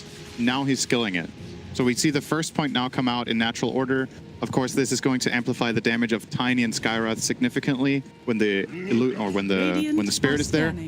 So a really nice like amp lineup that they've got going here. A lot of synergies. Yeah. Later on, if ET gets farmed enough, if he melees Jugger, Jugger has so much base armor that just gets removed by natural order, and that will make Terrorblade just slice through him like I was no a little bit problem. surprised that they picked an agility carry into Elder Titan, if I'm being honest, but what options did they really have, though? yeah, there's not that. Oh, Ice. Okay, no Dragon Tail, Savage. Reacts? Did he TP and cancel I think he TP canceled, yeah. Oh. I'm not sure if they saw that. Oh, Dragon Tail? All right. Ice Still 100 popped gold? the dragon form, so he's looking for more potentially. Are they going to steal the dragons? Nope, they're going to jump. Yeah, there's the Dragon Tail initiation onto Nyx Assassin Zephyr. Looks like he's going to get the better of it for now. Spike Carapace into the Impale. Now Ice will be the one to TP out. Didn't cancel his, though. Indeed. Gru is pretty low, but finds a regen rune. Regeneration. And EG want access to the triangle. It's similar to last game. They want to deny. Abatos. Yep, that's a kill. All right. I mean, it's funny because we talked about the nerfs to Abatos, and I mean, there've been minor nerfs, but several times I feel like over the course of the last couple of years. I mean, if you don't get off to a good start, it's hard to actually take anybody out. But with the Mystic, or with the Ancient Seal and Natural Order, able to actually get targets that you normally wouldn't be able to. If everything is on top. Whitemon. Yeah. Abatos again. Boom. Boom. He didn't even land before he died. He didn't even take the toss damage. Yeah, the right click does hurt now for Abed, of course. And he's going for the Echo Saber as we expected. Carl did not decide to go Blink Dagger. He didn't reverse us, Cinder, so it will be that BKB. He's going to switch to Blink before he finishes BKB now. Yeah, after the Mithril Hammer, Ogre Club, I think it's time for Blink. I really hope he puts it in Quick Buy and then buys the BKB. Please. Yeah. We're going to check. That would be a great interview question. Why do you taunt us so, young man? But, crit. Vicinity for an Ancient Seal. I've been looking for more. Ice. Okay. Gets the stun off into the Avatar and the Mystic Flare again. The Earth Spirit of the follow. And Carl, I mean, we had maybe he wouldn't be able to pop that off, but they do get the return kill onto Abed. That is huge for T1. So it's a mid for mid. They do have a lot of vision here, but I mean, who is that better for? Actually, I mean, Doom is top net worth because of that Devour. It's so irrelevant, really. In the grand scheme of things. Oh, again, Ice with the initiation. Inkswell is there. Healing Word on the high ground, so 23 Savage is more than fine. I guess the one thing EG might have accomplished there, I didn't see how many TPs came out from T1, but if they rotated, for example, Jugger off a farming pattern and he TPs mid, then you can consider that a win. Arteezy is obviously already well underway up here. For 23 Savage, are you... Oh, Arteezy? They gonna try for this? Maybe. Cuckoo doesn't have a ton of mana left, right? We get the Echo Stomp. Arteezy is here. And with crit, I do believe this will be a kill. Okay, Abed's there as well. Of course it's a kill. What are we talking about? The Skyrath Tiny is so sick. From 23 Savage, this build, obviously I like it in general. We're going to see the initiation again from Ice, but he doesn't really have any teammates nearby other than the illusion of RTZ, which is still nothing to scoff at. It's just pressuring. I'm surprised no Manta is being queued up for Jug. Like, I feel like Ancient Seal, like, what do you have against that? Yeah. Oh, he actually switched to S and Y now, so you're going to have at least the status resist for it. I'm worried for Jugger in this game. I feel like you need to dance around so many things to have impact. Like, if you get caught by Dragon Tail, you die. You get caught by an Ancient Seal, you die. You get caught by Avatos, you die. You even have to play around the Elder Titan Stomp too. Like, that can force you to spin. Yeah. Because if you take that, any of the previously mentioned spells can easily connect, and they playing without a save on T1. They're gonna find Fly. Yeah, Vendetta into the Impale. Looks like Cuckoo solo kill. Very nice. But the Inkswell will connect here, so at the very least T1 gets some sort of a trade. Not exactly what they're looking for, but better than nothing. And yeah, we've seen these games like from the past where Tiny just takes off. This is not a recent thing that, I mean, typically they taper off a lot, which, you know, could still happen, but Abed is off to an amazing start. It seems pretty clear that EG's read on this hero is that the damage isn't significant, so they're ramping it up, right? With both ET and Skyrath, a lot of the kills that Tiny doesn't usually find are a piece of cake now. And on top of that, something I feel like EG is doing an exceptional job at in this series so far and in the series yesterday is they get really good aggressive lane wards. They play for that Lion Dagger that they had last game. They play for the Tiny Blink to find non-stop kills and make parts of the map uninhabitable for T1. That's very true. I mean, one thing to note, the courier for Abed was killed. That was his Echo Saber. Oh no, actually his Ogre Club's still a finish. I thought he was a little bit more farmed than this. I mean, he's been farming the heroes, but not so much the creeps, so his net worth is going to suffer a bit. But again, creates a lot of space for his team. But that is a key point, right? Like, he's not exploding in terms of net worth, and oh, Carl, they've been waiting up here for a long time. Great Ancient Seal, have a toss into the Mystic Flare, but will survive. He does have that full BKB charge available. Up that Scorcher, trying to find Abed in the meantime, but looks like crit will be the sacrifice for EG. And Abed does have considering PG. how aggressively EG's heroes are playing and how much of the map they like block, Jugger has really good farm. Like, this is he's only 500 net worth behind a Terrorblade who's had more or less free map access, so just finding really good farm on 23 Savage. Blink in again, trying to focus on the Doom, who's extremely tanky with both the BKB and Hood. Credit to Carl for not popping that BKB earlier. Very confident. Okay, Avatos now. He's not quite dead though. Gets out with just a sliver of HP. Oh, Terrorblade illusion? That's you sound very hopeful. Terrorblade illusion? Yeah, could have happened. But a little bit more farm, but he does live. He didn't pop BKB. That was scary. For Carl, he does stay alive. Yeah, what do you think of the, I mean, -3 armor from the neutral item, of course. This time he's going Kaya Sanj. Okay. And he committed for the Sanj, so I don't think he's going Dagger. Yeah, Nether Shawl, of course, gives a ton of magic resist at the cost of armor, but most of the damage coming out from EG is magic. So what do we think about the neutral items? Apple is really, really good on Lash. Apple, huh? I don't... Okay. Yeah, so you obviously have the choice of giving Lesh the shawl as well. I think it... Omni Slash! Fly's gonna have to eat it. Did Doom have the shawl on the last engage? He probably did. Yeah. So that's why he lived. Yeah, his magic resist is crazy. It might look weird to give this to Doom over Lesh, but honestly, they need all the magic resist they can get on the Doom because he is the front line. Yeah, for sure. Cuckoo. Okay, never mind. Cuckoo is the front line, apparently. For now, he is. Split Earth is actually going to connect the Ice. Zephyr gets off the Vendetta into the Impale, and with that Blade Fury, 23 Savage T1 able to take him out. But Abed with the Avatar, he's going to get stunned, takes to the Spike Care Base, into the Doom, and Split Earth to follow. Abed in a lot of trouble, and T1 doing really well right now. Carl actually gets the credit for that kill. The Inkswell again, this time connects onto Arteezy into the Impale, but there's the Splitter, or the first Splitter, I should say, onto Fly. 3 heroes hit. They're going to be able to take out Whitemon immediately. Zephyr looks to be the next, and now T1 has to fall back. Mystic Flare, not enough to take out Cuckoo. Able to walk away for now, but the Arcane Bolt still following him. Concussive shot as well. Double Arcane Bolt. This is close. He's fine. Looks like he's okay. Oh, another Arcane Bolt, and with the Astral Spirit running after him. All right, actual reflection as well. And Arteezy ends up finding the kill. My God, the chase. The chase potential. You laugh at the Terrorblade illusions.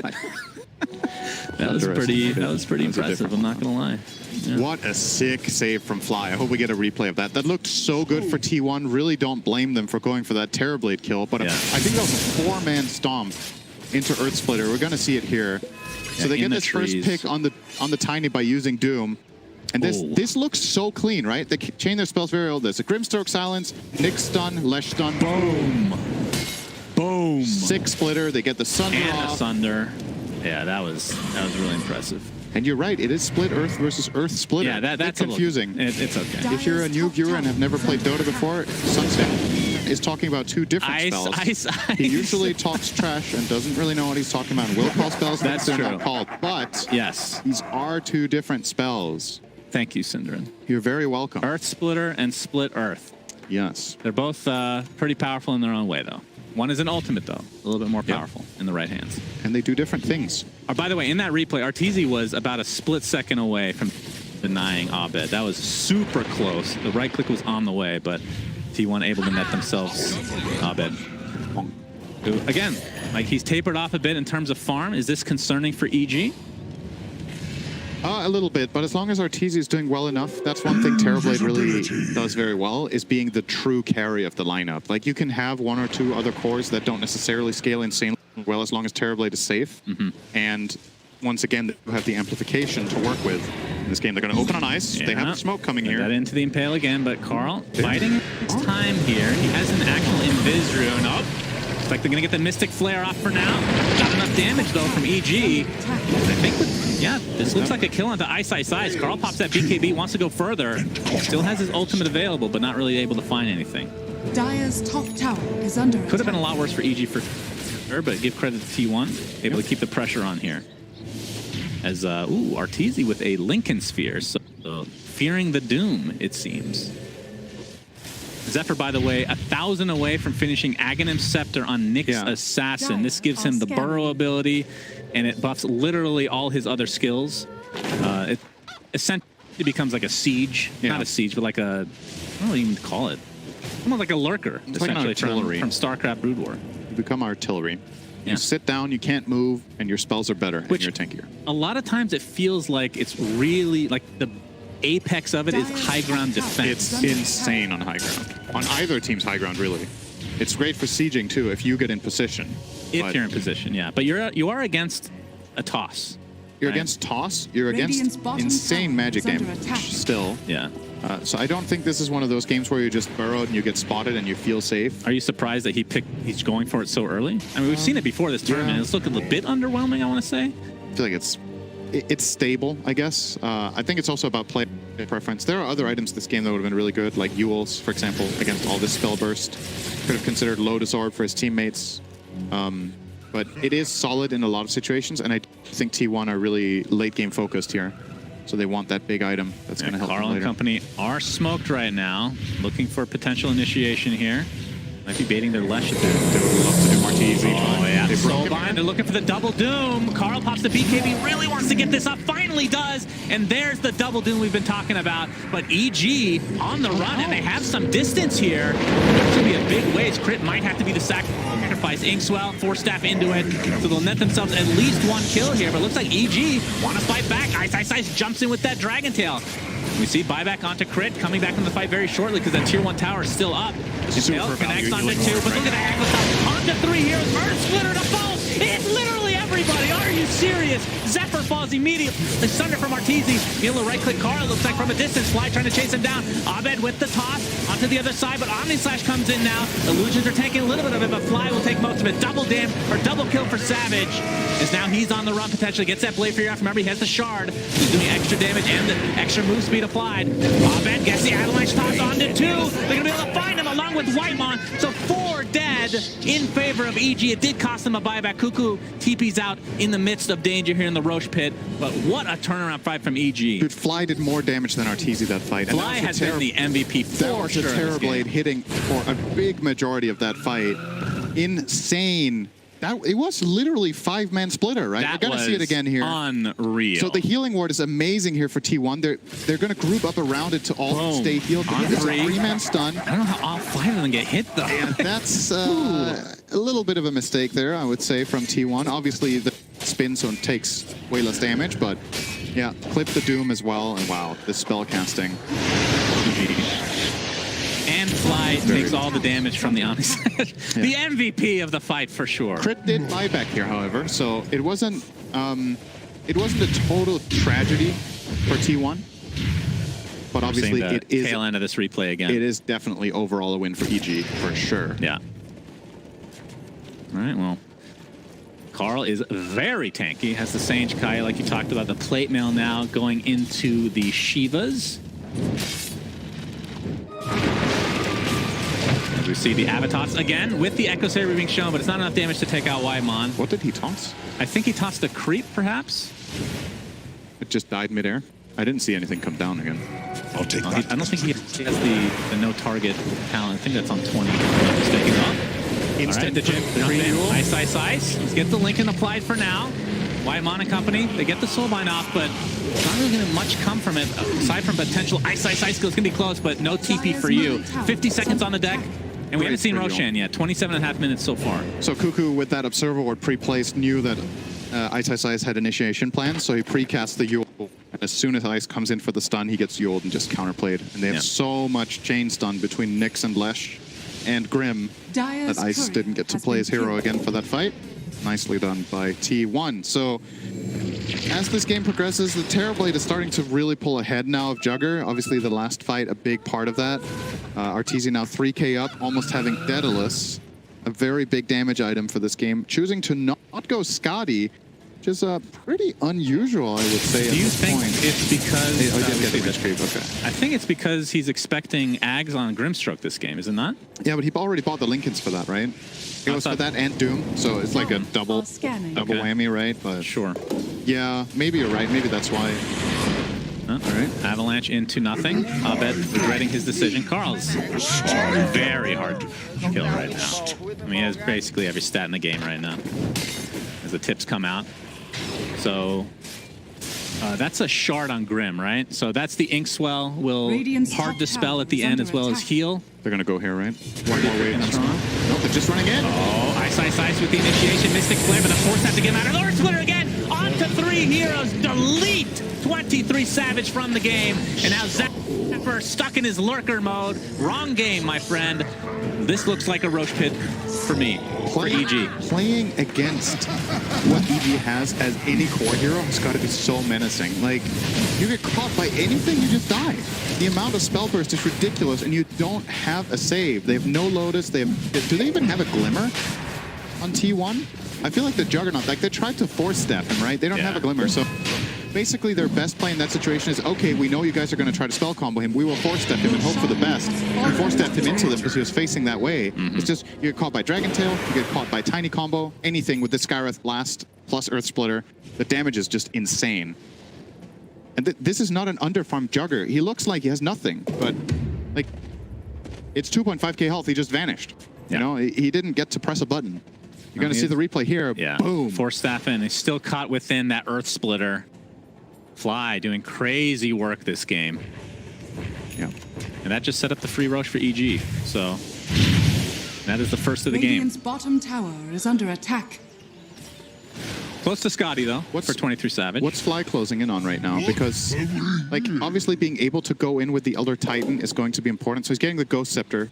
More than likely, in order to do that, to be honest, like, he's going to Solar Crest an ally, Terrorblade, most likely, and cast his spells, and then he's probably just going to run in. He's either going to run in if he feels the need to apply the Natural Order melee or physical part, or he's going to stay out and get an extra spell volley, and he'll have the choice with this Ghost Scepter, obviously wanting to tank up the Omni Slash as well.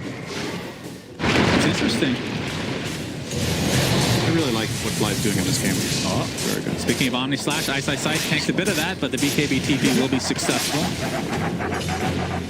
That's an Omni down. You traded it for BKB. I think that's a good trade for EG if they go again. It's such a big part of T1's damage, this Juggernaut, and without Omni Slash, not only does he have less damage, he has one less save. Like, sometimes Omni Slash keeps you alive because you manage to outlast and get a second Blade Fury.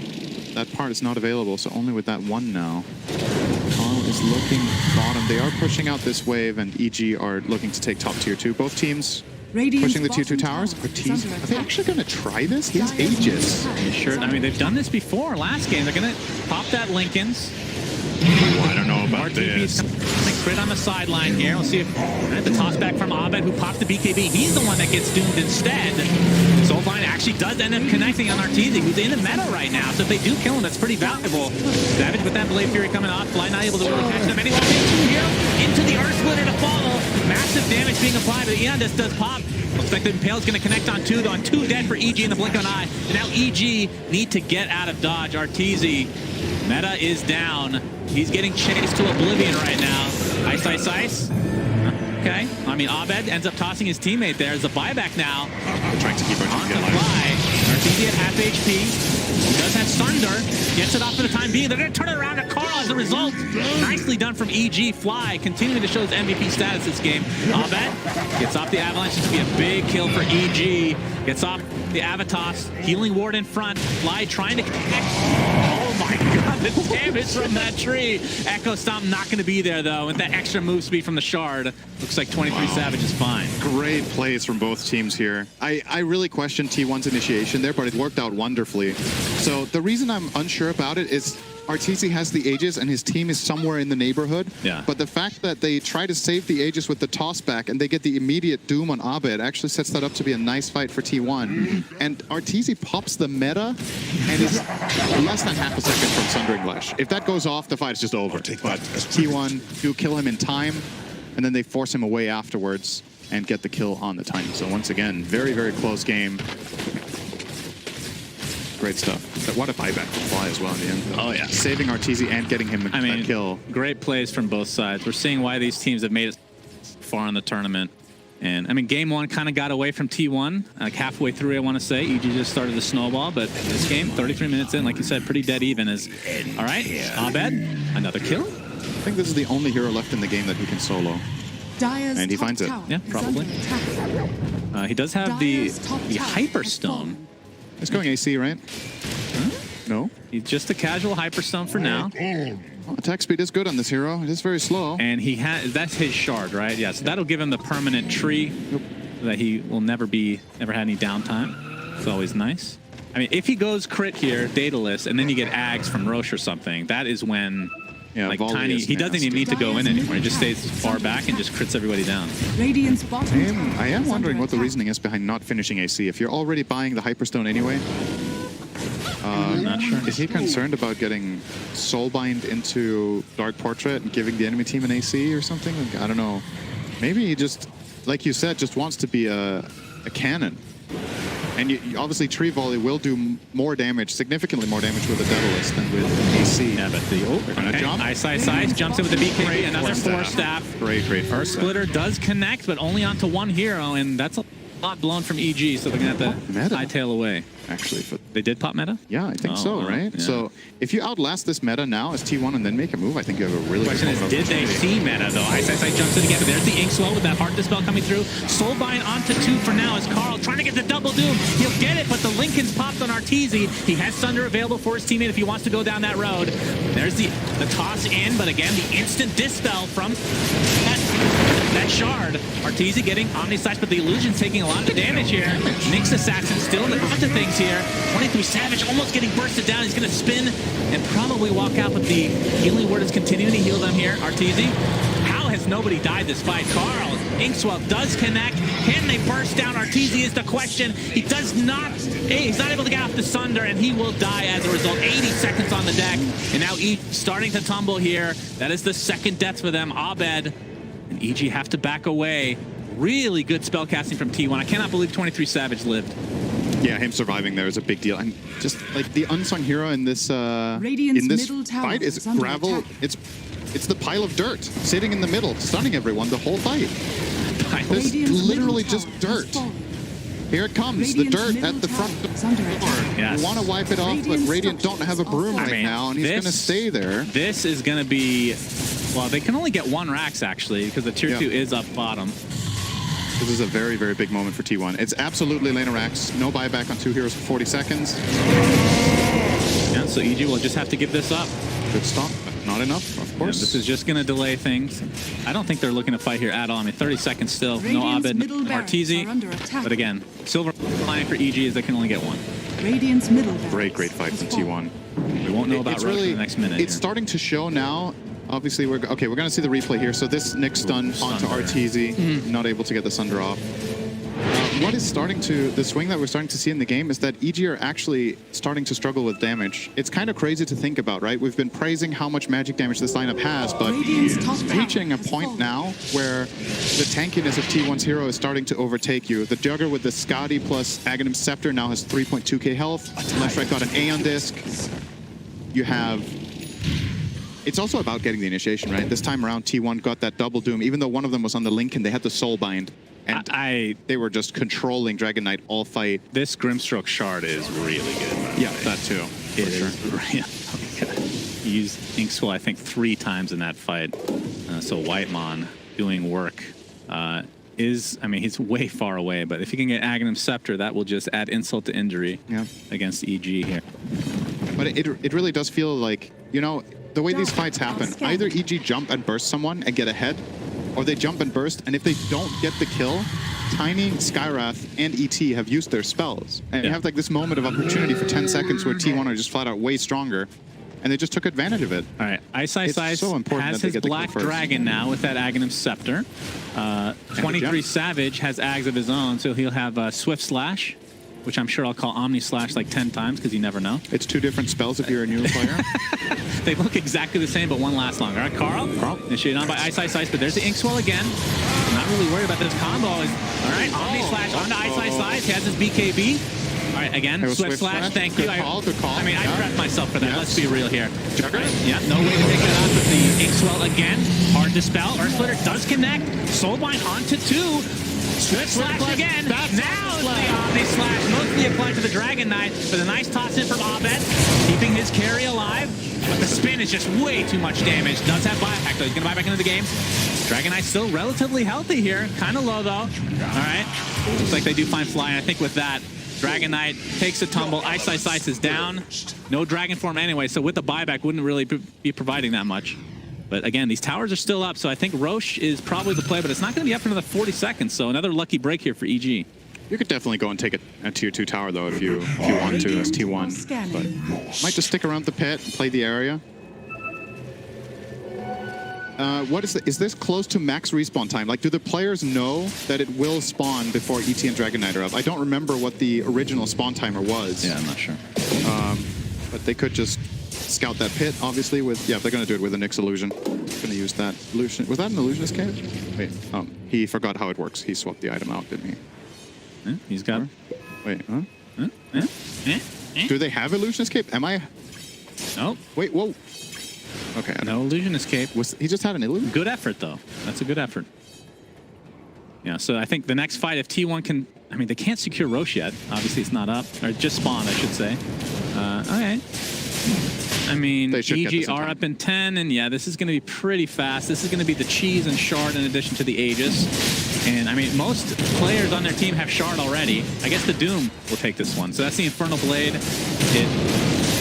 The stun will last longer, and it has the old level death effect where if you're a multiple of 3 in terms of your level, or if you're above level 25, you will take extra damage from it. So it's just the extra stun is the biggest thing. Honestly, when you think about it, really simple skill. You've never played Dota before. Just think about it this way. If the hero's level is a multiple of something, or it's not a prime, or, you know, just make sure, just hit them and hope they die. It's pretty much, just get the Shard on Doom, just hit heroes. It's fine. You missed level death? Fine. I honestly love that. The best thing about level death was it was a Lincoln's Breaker, right? Like you have a Lincoln's Breaker already on the hero. But it was just too good, apparently. Yeah, it was kind of a weird spell. Multiples of 3 and whatnot. I mean, I think what Valve did was they made the conscious effort of trying to cater to younger players. So they took out the fact that you need to know the table of 3s. Yeah, I mean, the education system in America is really rough right now, so I can't blame them. It's probably the right move. All right, this with Dota is potentially the last fight here for EG in Game 2. They are up 1 game, of course, so if they can survive this, though. Savage pops that Blade Fury. Oh, they're gonna find. I mean, Ice is a really hard kill. Pops the BKB a little bit early. He's very big. It's a Swift Slash right now. Yeah, he's quite large. Soulbind's already expended as well. You see the Impale hitting 2 heroes, but there's the Doom. It's gonna be onto Abed into. Was that an Omni Slash? Who the hell knows? Okay, they're gonna get the kill regardless. He does have his buyback though. Elder Titanol comes out, but not able to connect for once on Fly. This will be a second Rax going the way of T1. Again. All right, Swift Slash the follow, the toss back in. Looks like Ice gets crumbled here. Double kill for 23 Savage, and that is a dieback. Arteezy gets off the Sunder. Not able to find Zephyr, though. He's really tanky in that burrow. 23 Savage, in the meantime, still has his Aegis. No longer, though. We'll come back to life very shortly. Arteezy, he's the only one that does damage. A big cross back into the fountain. All right, 23 Savage. That's one way to die quickly. So as a result, they save. Well, I guess they couldn't have gone for Megas anyway because that tier 2 is still remaining, but still a big kill for EG. But again, they lose their second set of racks. There's Hyperstone. There's something in this game we've barely talked about that's actually a huge problem for EG. They have nobody who really kills the healing ward. It's the amount of value that T1 is getting when that healing ward is up at this point. All of their heroes are so tanky. You see 4K health now on the Jugger. Did Ice take his range talent for the dragon form? He's level 19. He doesn't even have it yet. That's Doom. Like, was it? Well, we'll see. I don't think Doom has a talent with Elder Dragon attack range. He was clicking on Doom. Okay, Shannon, sure. I hate you so much. All right, yep, me too. Let's see. You hate yourself? Yes, okay, well, that is sense. the secret to playing Dota. I can't blame you. All right. And a nice toss back. I mean, that's always the scary thing about playing against Tiny when you're that deep. Difficult stuff indeed. Has 100 seconds to drink water, though. Can empty that bottle if he wants to. Still has 30 more seconds if he didn't. All right, he is level 19, right? Yeah. Very close again. I mean, that 150 range, I mean, that is something. You need someone to break the healing ward at this point. Absolutely. It's actually negating so much damage from the Skywrath, from the T. Even Terrorblade's damage isn't burst, right? Like, it's really fascinating to see in this game how EG went from seemingly magically within 5 minutes one-shotting people to not having enough damage anymore. It's literally like a switch was flicked with one extra item. Yeah. 22K net worth lead for T1. Yeah, they are looking really good. All right, let's consider this. 20. So, as it looks now, T1 more than likely, okay, will be jumped. Right, yeah, Mystic Flare. No Aeon Disc. Just rely on that for now. Burrowed back in. Lurker form activated. 23 Savage. Yeah, you can see the spell again. Inkswell.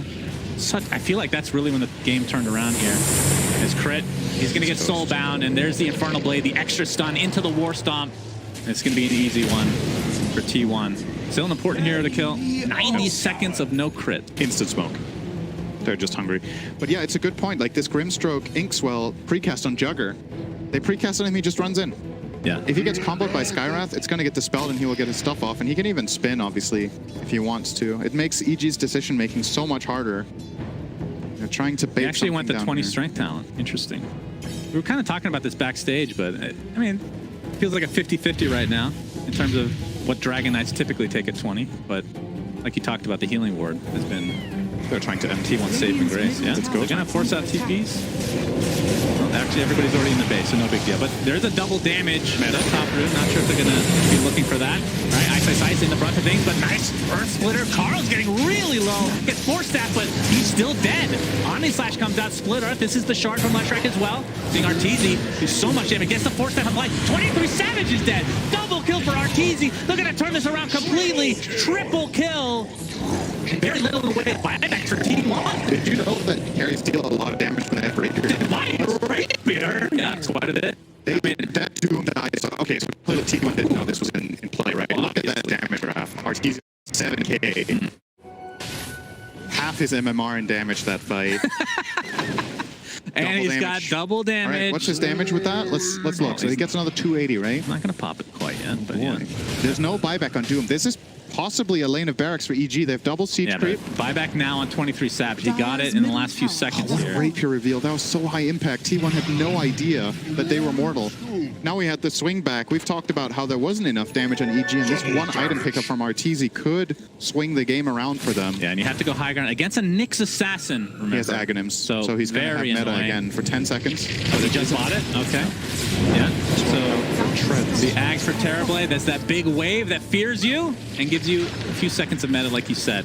However, Right. if you're burrowed, you Buyback cannot on a move. cuckoo. So you're just That's true. you're just a very scared pile of dirt. I mean, it's a instead of stun, essentially, against the burrow target. It's true. Oh yeah. Look at this base defense. Yeah, Split Earth. Good luck, EG. And EG don't bother. All right. I mean, that was still... I mean, they forced one buyback, but no more. Now, what are you supposed to do against this? BKBs and just hope for the best? This reminds me of like custom games from Warcraft 3, like impossible bosses, you know, like the whole ground is just erupting everywhere and you need to dodge more than you get to hit. Yeah, I remember when this first came out, I think most people thought it was kind of a meme. But When we it can got the see- extra stun charge, it made such a big difference. Oh, that's true. It was only 2 before. Yeah, it got an extra range. Oh, Zapper initiated on. He has Aeon Disc. It's going to proc here. Yeah. Ovid pops the BKB, and I'm just trying to hightail away. He has Ace. Cuckoo. It's got Ult. Yeah, No BKB. there's the BKB. Okay, Ice in his dragon form. Now they can burst down the Nyx Assassin, and they'll do so successfully. He does have buyback, though. Cuckoo's Aeon Disc does proc as well, though. Now Ice jumping in. He's gonna, I mean, he has a lot of magic resistance. He's going to get doomed, though. And the Swift Slash to follow. Oh, what if He's going to buy back, but he doesn't have dragon form. See what they want to do here. The gem is on the deck. Careful. See if anybody the ground sees it is here. Lava. Yeah, let's dodge. Get the gem eventually. All right, All right. well done. Good effort. Hey, that's a next level strategy. You drop a gem and bait the enemy team, and then you just keep putting split earths there. Yes. And then they that's have- a true mini game. And I then mean, you see when they try to grab the gem, that's when you go. yeah, I'm in for that. I like it. You have some great Man, ideas. Cinder. this got really exciting with that rapier purchase. It was close to T1 just closing it out. Yeah. And now anything can Bad tosses back. The lash destroyed. 120 seconds because he just bought back. That's essentially a dieback here, and they know it. Of course, they have to defend their base. 12K net worth lead for T1 at this stage. Not that biggest discrepancy. We've seen many comebacks of this kind, but I mean, the 2 racks down is something that you have to worry about for EG. Still, that tier 2 tower remains in that bottom lane. And I think, again, I've said, I feel like I say this every cast, the Roshan is very important, Cinderin. It is. And it's up in 15 seconds, and they know that Lesh will not be up for this fight. Yeah, EG could definitely go and grab themselves Abed an with the Aegis triple for toss Arteezy's now. rapier if they want to. And if this has an Aghanim Scepter, and you put this on, I mean, you could give it to a lot of people. Skywrath double spells, we talked about the tiny one. I like it on ET. Yeah, ET, the BKB essentially with the Astral Step. It is an Ags. If you give it to Titan and he feels confident enough to walk in, Terrorblade will like 2-shot heroes that lose their base armor. Like, it's actually insane how much. So you would pick, remove 31 armor from Jugger. Yeah, no, I'm not saying it's not good. I would I put like it on all the easy. Ags on this Put team it on right now. easy. Okay. And it looks like this is going to be a freebie. They're going to destroy this thing super fast. T1, again, it's 4v5. They have to. Just give this up. My God. This game has been turned around, Cinderin. Arteezy with the Aegis. Yep, Cheese. 5 minutes. Ags, you were correct. Titan on X. Elder Ags on Titan. Who's the All cheese? right. Tiny? I'm not sure. Backpack cheese. But yeah, so Might just wanna swap that in to for the recover bottle. here, the Fly Ags will provide 2 seconds of magic immunity per hero that you hit. When the spirit returns. The spirit, yeah. It used to be on hit, I think. Or it was through Echo Stomp. I think. Honestly, I think Fly could buy a dagger right now. You send out the spirit, you run it through the heroes, you stomp. As soon as the spirit returns, you blink on top of the heroes that Yeah. you want Terrorblade to kill. Sure. Or you get the shard, which is of course also an option. It is a little bit less, how to say, it's a little bit less reliable in the sense that you need to wait for the stomp to go off and you don't, Yeah, you know, the shard is, I find that to be one really weird. you get more flexibility with the dagger, but the shard is cheaper, so it depends what you value more. All right. EG trying to mount a comeback. I mean, look at the net worth, Cinderin. You can see that that is not a BKB. That is, in fact, that Aghanim Scepter that we're talking about. But this game is dead even, for all intents and purposes. I mean, would you give the favor to EG right now? I mean, Yeah, obviously they for have sure. the Aegis, which is huge. I actually think EG is far ahead now. They're about Far ahead? Okay. Yeah, they're about as ahead. I mean, the win expectancy is not in their favor, but that's Dota Plus saying, hey, remember the other team has 2 barracks. But just right now, in this snapshot, EG are definitely favored. Okay. Even though they're 2 racks down, T1 had a big advantage earlier. Dire's bottom tower is under Probably, attack. I would say T1's earlier advantage was bigger than the one EG has right now, but it's definitely it's so crazy, right? We're in late game. All these heroes have 1,000,000 damage. I think T1 had, was that 3 or 4 Aeon Discs they have against the Terrorblade and Tiny Burst. They have one on Lesh, one on Grim, one on Nyx. Question is, are we going to see them buy discs on the other heroes as well to try to survive the initial burst? Because I think that's the key part here for T1 is survive the first volley, so just so you get your spells off. Like, if you get your stuff off, you can win fights, but you have to account for RTZ in these fights now. The Rapier really demands so much respect. He has a refresher in his backpack, by the way. So has the Axe for the extra, you know, not only the fear, but the extra meta, essentially, and then an entire refresher to just double up on everything. So meta won't be down for very long. That's what I'm trying to say here. That is pretty crazy farm from Big item on the way for Grim now. He's closing in on it. He almost has his Aghanim with a Dark Portrait. Yeah. It obviously doesn't benefit from everything Arteezy has being an illusion. The Rapier will not be as effective, but it is still... Yeah, it is still a meaningful illusion, for sure. Yeah, no doubt. And it also is a Linken's Breaker, right? If nothing else, you can use it to... Ooh, there's a double damage bottom, by the way. But I don't think anybody has vision of that right now. Oh, I've seen EG make this exact move in this exact spot against Vici Gaming, and it delayed the game by 20 minutes. Let's see. Arteezy thought he was unkillable, and it was proven that he was not. All right, Infernal Blade to start things out. Well applied. Yeah, he is very low. They don't want to waste the Aegis. It still has a little less than 2 minutes to go. Last time they did this, they were against the Void, so they couldn't force death. But this time they can. I mean, they could, but it wouldn't do anything. Thank you, Shane. Very good. Good. You know. Technically correct. I can appreciate it. Yeah, you've been doing that all game to me, so I figured I'd throw one back at you. This is the best kind of correctness. Absolutely. I would they disagree could do with something that. trash if they really wanted to. You are correct. I mean, do you think that this is one of those Aegises where you just get control of the map again and you don't actually try to go high ground? We saw this the other day from EG. After that first failed attempt, they just, the next Aegis, they kind of just sat on it for a bit and just waited for the following Roche. I'm just wondering, so there's a pretty big difference between this and the Vici game in just the raw advantage, right? In that game, EG were like 25k gold ahead and Vici were unable to access the map. In this game, T1 already have really big items, so I don't know how big of a lead you're going to build over time here. I think it's a mistake letting the Aegis expire. I think you want to try to use it, but the problem is that the risk-reward is also a little bit, it's tricky, right? Because you have a Rapier. If you didn't have a Rapier, maybe you would be more likely to want to try to go high ground because of the potential loss. But losing a Rapier is like a 12k gold. You're even more vulnerable when the Aegis is down, though, and you have the Rapier. Then you really don't want to fight until the next Aegis is online. Honestly, I feel like these moments, this kind of moments, is one of the hardest things about playing this game. It's deciding what to do right now for EG is so difficult. T1 are willing to take risks. They get out of base. We got the refresher Doom, so we can get the double Doom. Finding ET would be a really big pick, to be honest. That would not be a bad start, getting rid of that aura. He will have buyback, of course, but the connection points for EG are literally only the top outpost. If they lose that one, TPs are so far away. But they're obviously protecting it with their bodies, so T1 don't get access. Yeah, and again, Aegis expired. I mean, like you said, it's not a faceless void, but the split Earth shard, the Nyx assassin from behind. High grounding is misery. So difficult. Okay, Cinderin. All right, I'm not going to jinx it. I'm not saying anything. Don't say anything, okay? You know what I'm talking about. Just don't say anything. Okay. We're at 55 minutes. That's great casting, by the way. We're at... You know what I'm thinking? The audience doesn't. No, don't talk that's not about true. it. They also know, deep down inside. I mean, I'm just looking at the timer right now. 55 minutes. All right, guys, I'll give you a hint. I'll be excited soon. Something has the potential of happening in 5 minutes if the game does not end. Don't spoil it, observers. All right, 55 minutes. We're close. I mean, they have to wait for the next Roshan, I feel like.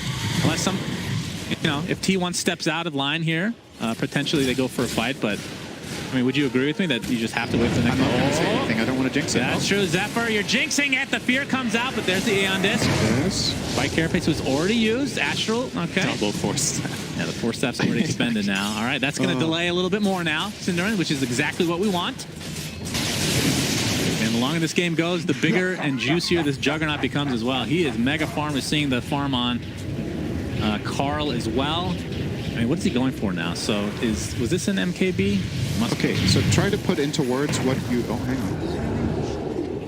try to put into words what you think would be really cool if T1's heroes could hypothetically get in this game. Like, imagine there's an item they can't buy. Right, right. What do you think their heroes could really benefit from? Well, if I mention them by name, okay. No, just say what. Okay, what, I think would an it be item cool if they had like that more cast range. No, I think the item for both teams is the Radiant's item that would, bottom you know, tower is under some sort of attack. item that obviously doesn't actually exist in terms of buying it. That would apply like a Linkens and a Lotus Orb effect at the same time, and Right. you know, some stats on top of that. That sounds really good. That should be very expensive, I think. I think it would be like 9,000-10,000 gold. What if you got it for free? If you got it for free, that's game breaking right there. Okay, It's that's almost pretty like crazy. if IceFrog wanted to put something in the game, it basically means he wants the game to end. Right. Which Right. we don't right now because, you know, it's still an early game. This is still early game for us. As we see a nullifier actually picked up by Abed, so the Aeon Disc are completely countered. This will apply a constant dispel to a target. How about an item that costs 25,000 gold that you could pool into with all of your players, and when you buy it, you can swap out one of your heroes for another hero? So, I mean, who do you even want to swap? I guess maybe... Get techies and start placing landmines to Oh, siege yeah. with. Of course you would say that. All right, Toss. And T1. All right, Toss back is a little bit of a baby one, though. And we see the Soulbind onto 2, but BKB is popped from Abed. That's a pretty big ult down. So they're not going to get the double doom, but Ice popped the BKB in turn. You gotta love their confidence, though, Yeah. to go high ground here. Like, there's Roche is 1.5 minutes away. They know that the Aegis is down for EG, and that they're playing with the fear of losing their rapier. And they're playing with the literal fear, the ability with Arteezy, That's but true. not the hero fear, or the player fear. No, he's coaching. All right, the Dragon Predator. Form is popped. Fly. What's up? That's some magic immunity as a result of that shard, of course. Or the Ags. Man. Yeah, we're seeing Dark Portrait being used constantly on Arteezy, who has his meta popped right now. It was just his, was that the meta? Oh, not sure. Ice gets the Dragon Tail off. All right, it's going to be a fight here. Swift Slash to start things out with the BKB by Ice into the force step. Now Carl BKBing into the enemy base, trying to get off his Doom. Gets the Refresher off. I don't think this is going anywhere right now. Zephyr, looks like he's going to get popped. With the Aeon Disc to start things out, the Elder Titan ult has already been expanded to split Earth. He really can't fight into this. Fly wants to get pretty aggressive, but they do take out that pesky Zephyr Nyx assassin. And I guess that's the fight. 58 minutes.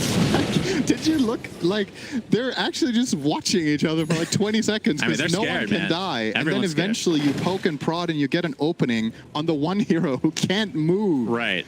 That is the one guy you killed. Yeah, Oh exactly. my goodness. We see another viewer record Radiant for are the scanning. AniMajor right now. As we see the replay here. So I think Force Staff might be on cooldown here for Cuckoo, right? You're still waiting. Nyx is turning. You can still turn when you're underground. And the fear, he wanted to save him there, but he got hit by a tear I wave. think Arteezy bought a second rapier for them. It's like a splitter that actually connects onto 2. The double doom to fall, and this could be really bad for EG. Swift Slash helps finish off Crit. Both Flying Crit are dead. Buyback though on 1. As Cuckoo trying to apply some pressure to Arteezy in the backside. He's already at half HP. They're just gonna spin down Ice. This is a really bad fight for Ice, for EG in general. And now Abed might have to sacrifice himself as Arteezy, again, you're gonna have to give up this Roche with that double rapier purchase. And we are 30 seconds away from something very special. It's a Christmas present from Gavin himself. There's the buyback on Abed. It looks like they want to contest this, but this is going to be without their Skywrath Mage.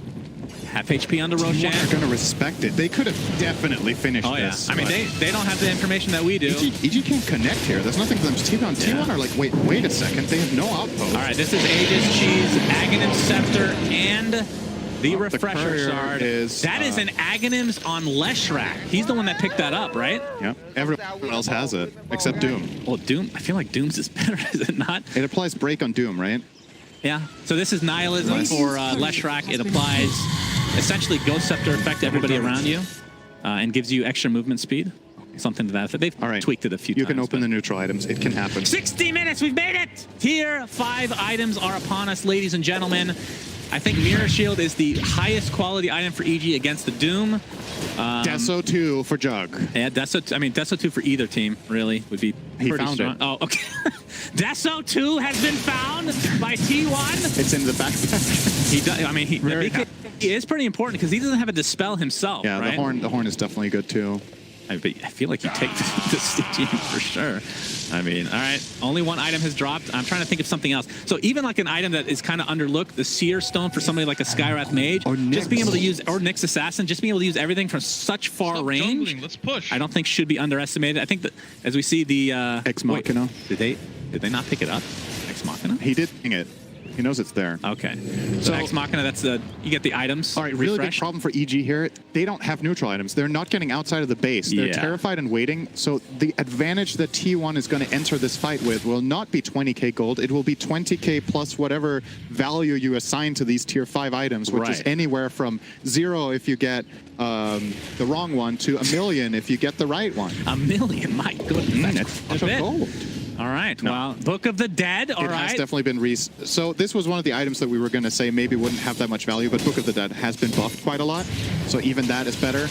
Now, if you're playing Tinker and you're wondering, wait, it says on rearm I can't rearm Necronomicon. If you have no ideas and you play what Necronomicon is, it's from that item. You'll never know. As here's the initiation from EG. 23 Savage. Earthsplitter connects. That is the Aegis down. You have to be careful. This is a double Rapier Arteezy you have to deal with. Radiant's bottom And you can tower see has the fallen. Book of the Dead going to work. Those are, in fact, Necronomicons. They're extinct. Wow. They're a very special species that have been extinct for quite a while now. Going to work. We got one shot by Arteezy. Very strong item.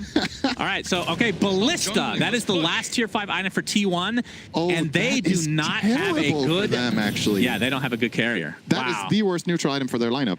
That, I mean, it, I think by with the far. right lineup, it could be the best, but you're right. This is pretty It is trash. not good for their team. Okay. It's in base. They will literally just not even use it. Arteezy, I don't even think you want it as EG either, to be honest. Ballista, you want a bigger stat item. As Terrorblade, you would want like Apex Yeah, or... Apex, Giant's Ring even. I mean, the Yep. extra HP and be able to terrain walk all the They time just would be have a pretty huge. Giant's Ring Dragon Knight with BK. EG, this is the time to go into the jungle and get some tier 5 items. I don't know if you've noticed, but it's 63 minutes in the game, which means they've been available for 3 minutes. But Dire the are smoke onto scanning. T1, and they're going into the base of EG. This could be Oh, if they're gonna get potential this jump. game ender. Arteezy. Arteezy, remember, he has the Lincoln Sphere, Refresher as well. They has no spot movement, him. though. The Lincoln's his pop. He's going to get off his mana, but he's doomed. He's going to get forced out twice to the other side, into the top. Back into the fountain he goes, and he's going to be fine as...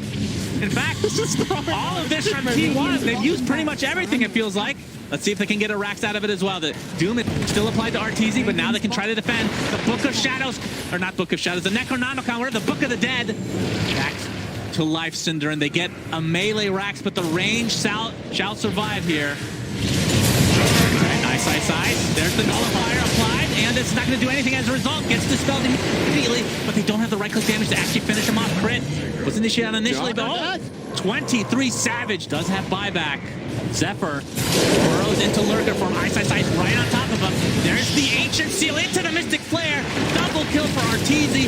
No buyback for Nyx Assassin. Now they're going to turn this around. The cheese popped onto the left rack. Has Doom ready. Yeah, Inkswell pretty important here, Carl. Doom. Oh, the Sunder quickly onto Carl. The right clicks come out as well. It's not quite enough damage to take him out. Arteezy with the double rapier will finally die. Does have buyback though. 23 Savage picks up at least one Divine Rapier here. And Arteezy getting chased down by 23 Savage. You can hear screaming in the background. It's a 3v4 situation. Nihilism up in the meantime. And that's going to be enough. T1 with the tier 5 item advantage. Take game 2. Gaben almighty, what a game. Goodness gracious, Syndrin. We got our wish. Tier 5 items come. I think we get a game 3. That was a back and forth. The Rapiers kind of turned this around for EG, but then T1 end up taking the game in the end. Oh. That was probably the best game of the tournament so far. That was good. crazy. There were so many things to highlight. Amazing individual plays, great itemization. Once again, want to go back to, it feels like an eternity ago, but 20 minutes in, EG are just one-shotting cores with their combos.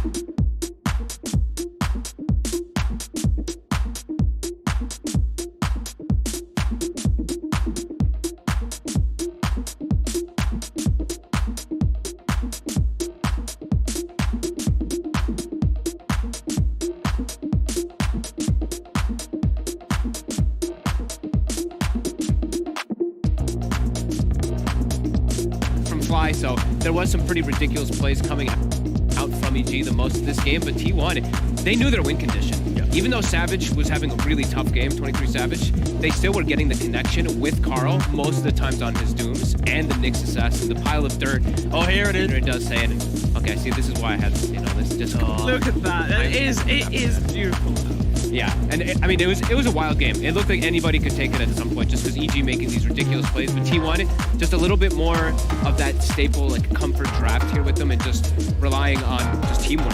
Yeah, it ends up working out. There was so much resilience from T1 in how they're playing, their posturing, their confidence. Like, I spoke about this kind of smoke idea going into mid, but then they end the game with another beautiful wraparound smoke coming through the top side and collapsing. Like, I love that. It's like we talk about the macro game, and it can sound somewhat vague sometimes, but when you see a team going around in the high ground, standing in the trees of the enemy fountain, of the enemy base, to cut into the enemy base that way, I mean, that's top tier. Yeah, and we haven't really mentioned it yet, but I think Zephyr on this next assassin, when the game's getting a little bit rough, he instantly goes for his Magnum, and that damage reduction on the bar, 50%, allows him to frontline, and then he's playing with his teammates using the 4-star, because the story of this game early on, like we've harped on it quite a lot, is EG. They're utilizing the ET Aura, the Skyruff, the maxing the seal with the tiny blowing up people. But then when you have a Nyx Assassin playing up front who has then this Aura who can just unlock the entire vision of the fight, T1 played around that beautifully. And then again, like the support, Holy Lock, that's kind of the item of the patch,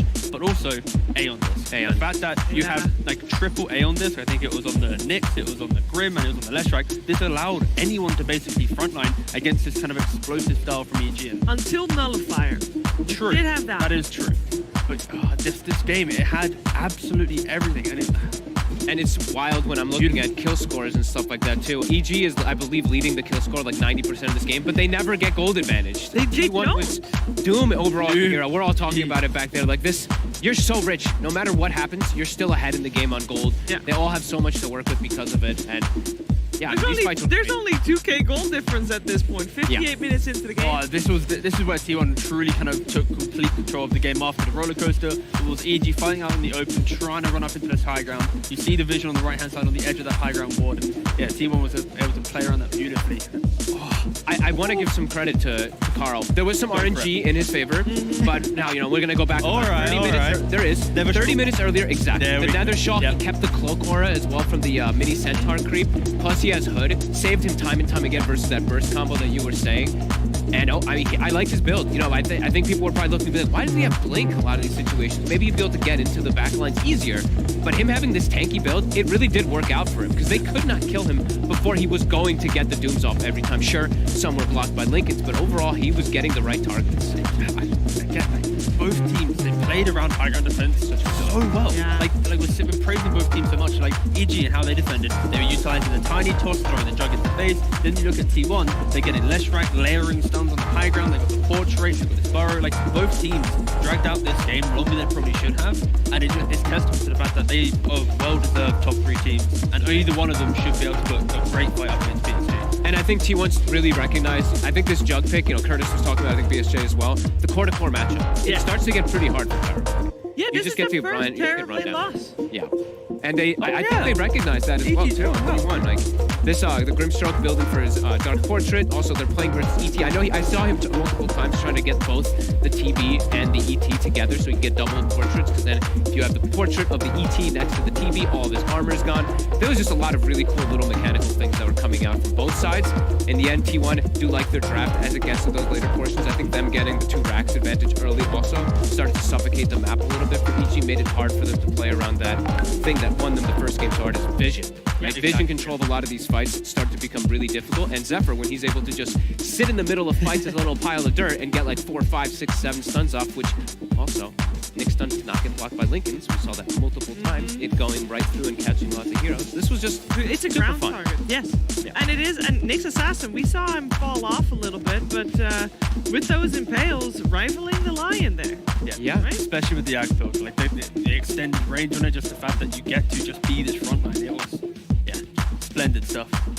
Absolutely. I am very, very, very happy that we're going to see a third game between these 2 teams, because I think also mentally being able to close out a game like that, incredibly important, and now both teams having won a game, spectacular fashion at that, And it's anybody's series. it is, and I got to see the support shine even more. Zephyr still, as we mentioned him in the first game, had a spectacular performance, but both of them this time, Whitemon and Zephyr, were able to show themselves more, right? EG, they had the more influential supports in the first game. This time, T1 had the much more influential as the game progressed. I also think that it was a little bit of a shift from T1. We talked about it yesterday about how their support duo generally is meant to mostly, we don't see as many flashy plays from Whitemon and Zephyr because they normally set up 23 Savage for success. This time around, I felt like they had a little bit more space to shine for themselves, and it shows the caliber of these players. It's an absolute treat. It's the value of an Aeon Disc, right? When you've got an Aeon Disc and you have that kind of confidence of I can just stand in the middle of the fight, it really does make you shine. More Aeon. The Aeon Disc Major. Yeah. No longer the Holy Disc. Yeah. Holy Disc, sure, you know what I mean? No longer the Holy Lucky Major, it's the Aeon Disc Major. Imagine if they combine. Don't give any ideas to them. No, let's not do that. Let's not have that. There were no tier 5 items on EG at the end. Credit to T1, of course, for protecting that jungle really hard. I want to know, though, like how big of an impact these tier 5 items were in the end of the game, or how much do you feel like they made a difference? I guess not really at the end they didn't make a difference, but if EG was able to get their own, then it could be. Exactly. You know, I feel like Ex Machina always ends up being insane. If RTZ is able to get like free boots and open up another item slot, because using Trickster Cloak, they're literally using one, like they're using 2 of the tier 5 items on the side of T1. Of course, you know, EG didn't get any because they were trapped inside their base. So we did get to 60 plus, but it wasn't like the game deciding like, wow, look at that. But realistically, if T1 let off the pressure a little bit, accepted the fact that they wanted to farm, maybe EG getting a couple of tier 5 items could have been like that. Wow, we turned it around. And it did get to points where, you know, this is just a thing that happens in Dota. You're playing versus Doom. Hero has infinite GPM. He gets to the point with Grimstroke. He has 6 Dooms effectively, right? He has Refresher. He gets a Reshard, a Refresher Shard as well, and then he's just like Doom with a Grimstroke ult. And I don't know. I don't even remember if Grimstroke perhaps got a Refresher Shard. I don't think he did, but either way, there's 6 Dooms in a way there, and that is very difficult to avoid. Even with buybacks, you come back in, and you're like, oh my god, another round of this again. So it's a tough game as it goes on for EG, and they were making it happen, but T1 they got their comfort. They got their plays coming in together toward the end. Yeah, and person on the receiving end of that Doom was off a nice size on a DK. I want to talk. I know after a 60+ minute game, you don't want to talk about the draft, but I do want to talk a little bit about the draft. Because we've seen this before from EG, it worked in the past. The opening DK Terrorblade, we've seen Terrorblade be invincible for this team. Were they maybe a little bit figured out on that side? Or can we, in this game, you look back, you don't look at the draft? I wouldn't look at the draft just for the fact that when you look at the types of heroes they have, it's the combination of Tiny playing with a Sky with an ET. They're blowing up here like 23 Savage earlier. He was getting 100 to 0 in critical fights. And I think just the essence of their playstyle was DK hits towers, you skirmish with 3, TB farms the entire jungle behind. So in regards to EG, they were playing their draft. It was just the overconfidence and that one kind of dire jungle fight where TB tried to get a Sunder onto the Leshrac when they were slept, didn't get it off and died. He'd also used meta pre-Aegis, so that he didn't get his Sunder off. He had to use meta, wasted Aegis basically, and then that basically put T1 in a position of then opening up the map again. So the draft was pretty nice. It's just they made that one fatal error, in that jungle. And T1, even though, like we said, EG making some huge outplays when I felt like they were a bit outdrafted in this one just because the Jug pick, they're outplaying, but they're never getting the gold lead. Even though they're getting so many kills, they have like a 10 kill lead or something. The Doom, the Jug, they're still finding farms. Same thing for the Lash, the 2 supports as well. Yeah, I want this more in Dota. I love when we go to game 3. I love when we have long games and we have insane late games with 4 stabs and tossbacks. Great team fights, Okay, amazing. I am a little bit bored though of watching people who get doomed running away. You know, like how many times in this 60-minute game did they doom people and each just went away from the fight? Like one more stun and it's like. But that's the disengage. That's the thing I like to see is that base the one, the 3, 4 stabs, the toss back down into a secondary one. Like that's like so close to crushing the game on T1 earlier. So close. It's so nice. But they might have run away every time. But they also came back every time. It's why we had these incredibly long fights, right? How do you move on to game 3 from this? Like, what do you take away from this? Was the second game in a row? We saw Carl and Doom. worked out good. First game obviously didn't get a win, but he still had a comfortable hero for him. Like, is that something you'll look at removing, or are you like, how do you move forward? What do you think about? What do you talk about? I definitely think the Doom could be a bit of an issue. Even though first game it did have the problems, Doom is good against everybody. The hero is just literally good versus anything, and if you do have Grimstroke, there's possibility for doubles or quadruples. Yeah. Yeah, the key thing is that we can't ignore is EG are the aggressors so far in the series. They are. They are the ones at 20 minutes crossing the river, taking the fights, and it's kind of T1 having to respond. So for T1, it's respecting that aggression, making sure they have a draft to deal with that, and also don't get carried away with, okay, we want game 2, just, turn it back down. And for EG, I think this is kind of where they maybe fall short in big tournaments. Is they have a hero that they have 100 win rate, TV, they lose. Now they might be asking themselves too many questions. They might be overthinking it, so that they just need to stick to what they're doing. Literally, both teams stick to what they're doing, but just don't get too creative with we have to adapt so quickly. Yeah, I can agree with that. I think T1 played an amazing game. They made an incredible kind of weird, I guess, comeback, even though they were kind of winning the game in gold and the map most of the time. They came back from their own throw. That's the best thing. They threw the game, but then they were like, what, we can also win our own game. So this was T1's story. It's just, you gotta have a little back and forth. It was very exciting. They smoked 5 heroes into mid, die, and we're like, what?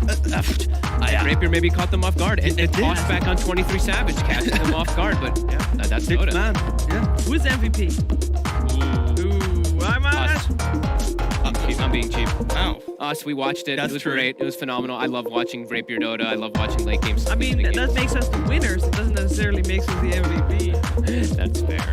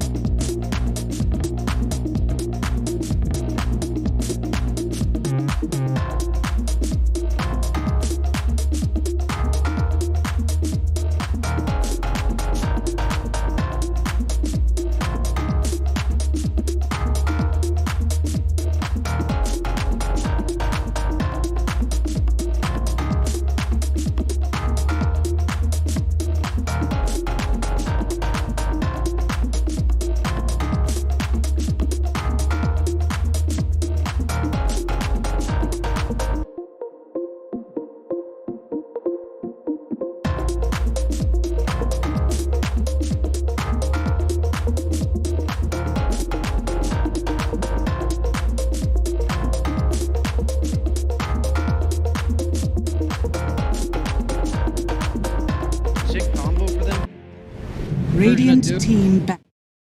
Run away. Now you may. Go ahead. No, go. I was gonna say you may see Lion DK against Puck, but I've seen pick Puck willingly, and this goes an earlier Eon disc Evil that geniuses we were mentioning, turn to and ban. instant stun kill combo not that great when he's able to reliably survive against them. Something that I expect. Now we can see Lion, they Puck and 10 seconds remaining. Snapfire. It was popular here. 5 seconds their- remaining. Ulti dies the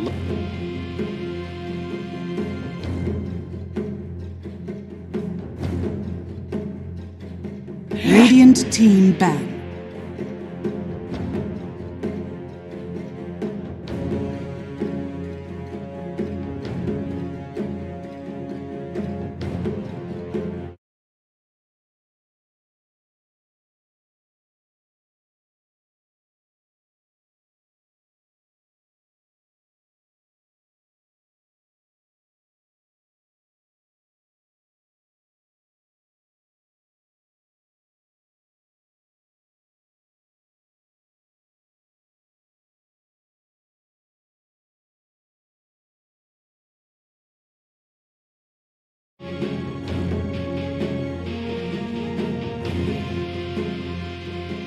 Ten seconds Big remaining. hitters.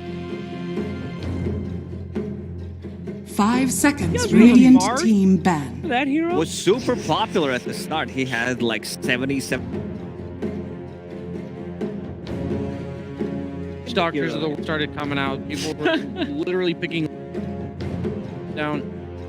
He does fall off quite hard if 5 to 6. 10 seconds remaining. Evil geniuses turn to ban. Love these bans from both Dooms, the Razors. Get him out of here.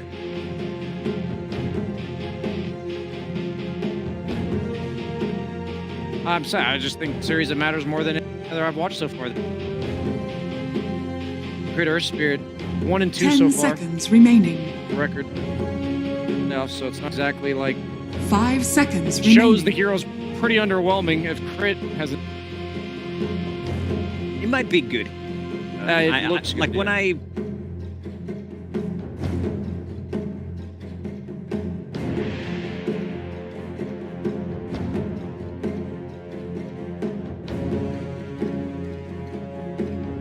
You're talking about Tusk right now? I'm talking about.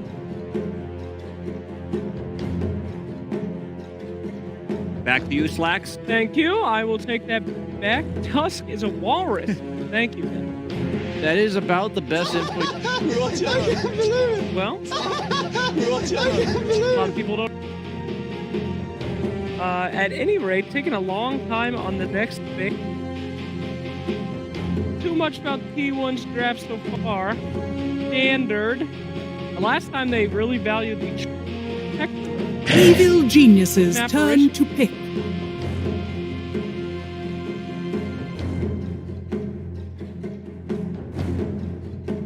Either that.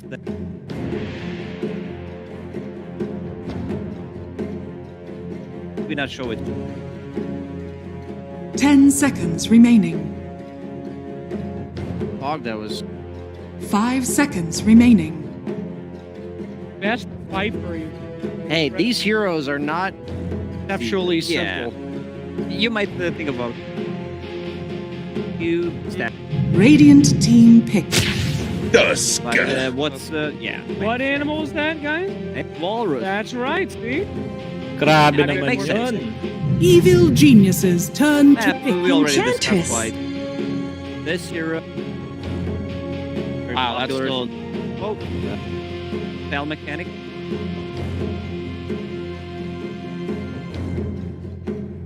I don't think they've ever left. 10 seconds I don't think they've remaining. ever left 5 combo. seconds remaining. Ban of the Guardian out of the pool. Could go Luna as well. Well, it's good in lane.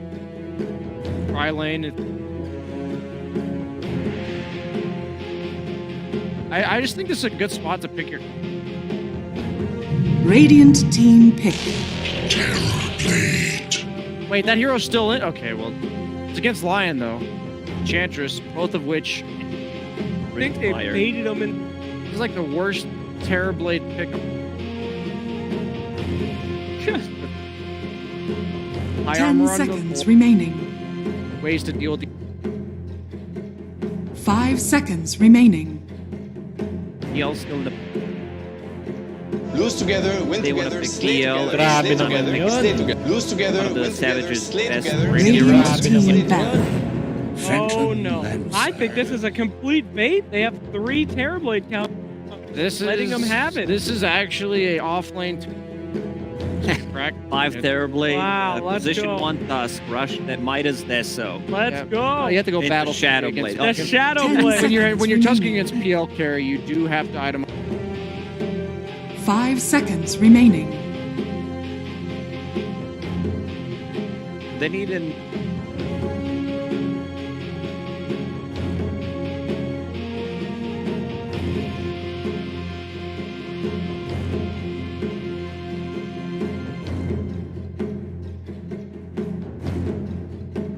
Wappler range.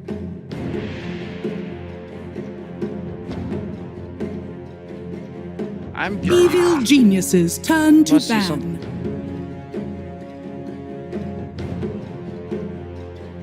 On paper, one that has to be the bigger picture. The lanes. 10 Every time I've seconds questioned these remaining. drafts in these spots where they end up with like a 5 3K lead at seconds remaining.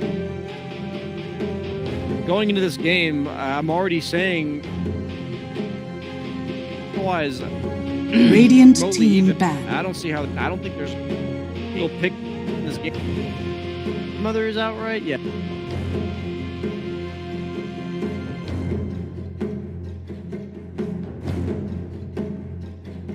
Need that more for the. 10 seconds remaining. 5 seconds remaining. They're like a neck ranged offlaner that you have a Grabe naman support. yun. You could also do like a Darkseer. Darkseer. Muốn giết một con rồng máu phải chạy thành sông. 458 có đài bắt ở đây không? Kill 458 đài bắt rồi. Yeah. That would be a game changer.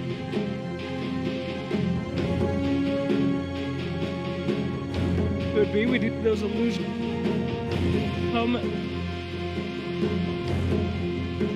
Evil geniuses Creative turn to ban. The last time you saw one of them OD. Oh yes. Yeah, what? Ah, Okay, this yes. is a good band. Blacks. They would have limited.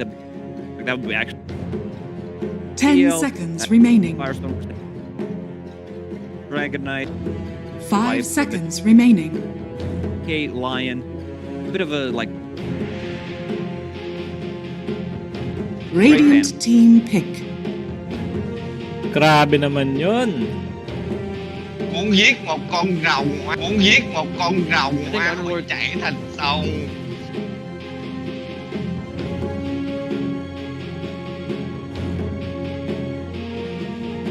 Ten seconds remaining. 5 seconds remaining. Toss feet.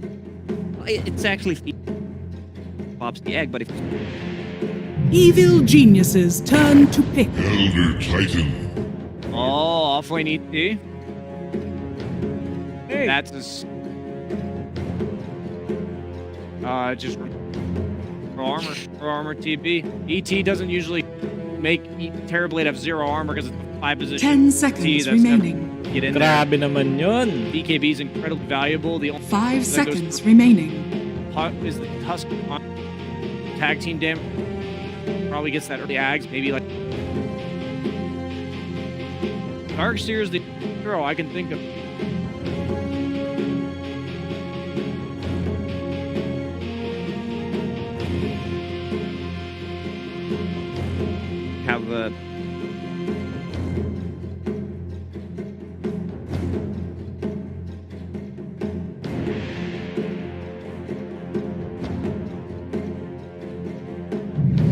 obvious. Oh my goodness gracious! They banned it last game. Now he makes King of Sand King.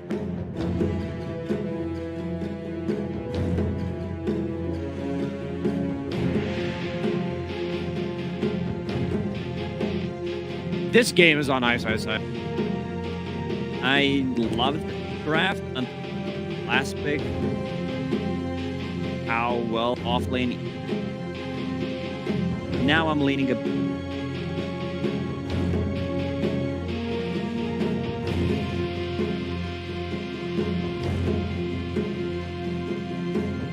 545.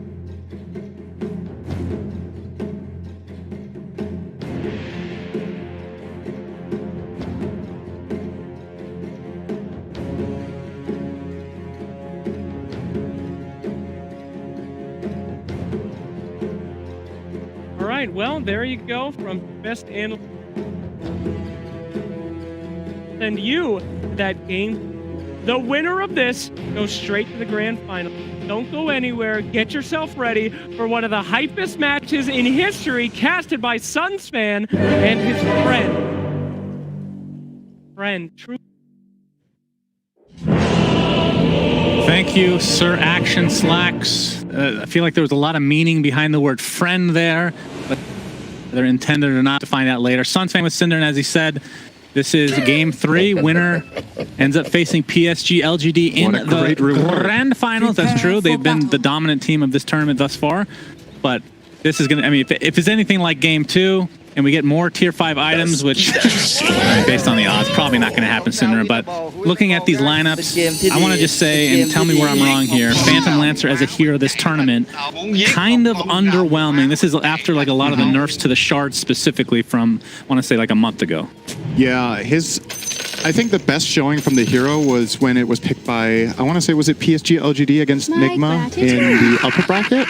I think they picked PL into Terrorblade in a similar fashion, like a late pick in the draft that was relatively uncountered, and it did very well in that game, played by Ame. But yeah, this game is going to be very different from the last because I think the lineups are very different in nature. EG with very powerful team fight. You've got Puck, Sand King, Phoenix. Whereas T1, their team fight largely coming from the Elder Titan, who's kind of like a combo breaker. And then they have the easy initiation of both Dragon Knight and Align with Dagger. And they're playing core ET, which is very uncommon. I think SCA is one of the regions that might run this the most, but it's not something I'm very familiar with seeing. Obviously, the primary reason what prompted this pick for T1 is probably the two things. First of all, they want a way of combo breaking this massive team fight and getting out if they need to. And secondly, core ET gets farmed, and therefore he can run at Terrorblade. And then you get that armor removal that will make PL and Dragon Knight just way stronger against Terrorblade than they usually are. So a lot is going to come down to the early laning. It's going to come down to getting items. EG, I think, has a really strong timing when their team fight comes online, and T1 has a really strong timing when they get specific items. Aghanims and Titan, and I think the daggers for them are really important. So we'll see. EG are starting with an aggro tri-lane once again. They're going to leave Ice solo top lane on an island on Sand King. And we have Carl versus Abed in mid. Very classic Dragon Knight favored matchup against the Puck in the game. I think in lane both heroes farm, but that stun is obviously going to be very annoying for Abed to do. I just have to mention, both Terrorblade and Puck are TG and Abed's basically their heroes of the tournament, if not multiple tournaments at this point. Yeah. Both given to them, essentially. But it came at a trade, right? They chose to pick Puck, and they end up facing Dragon Knight and Lion. So two of the best counters is Whiteman and Crit going at it. Crit will come out slightly ahead, but have to run away, of course, by being melee.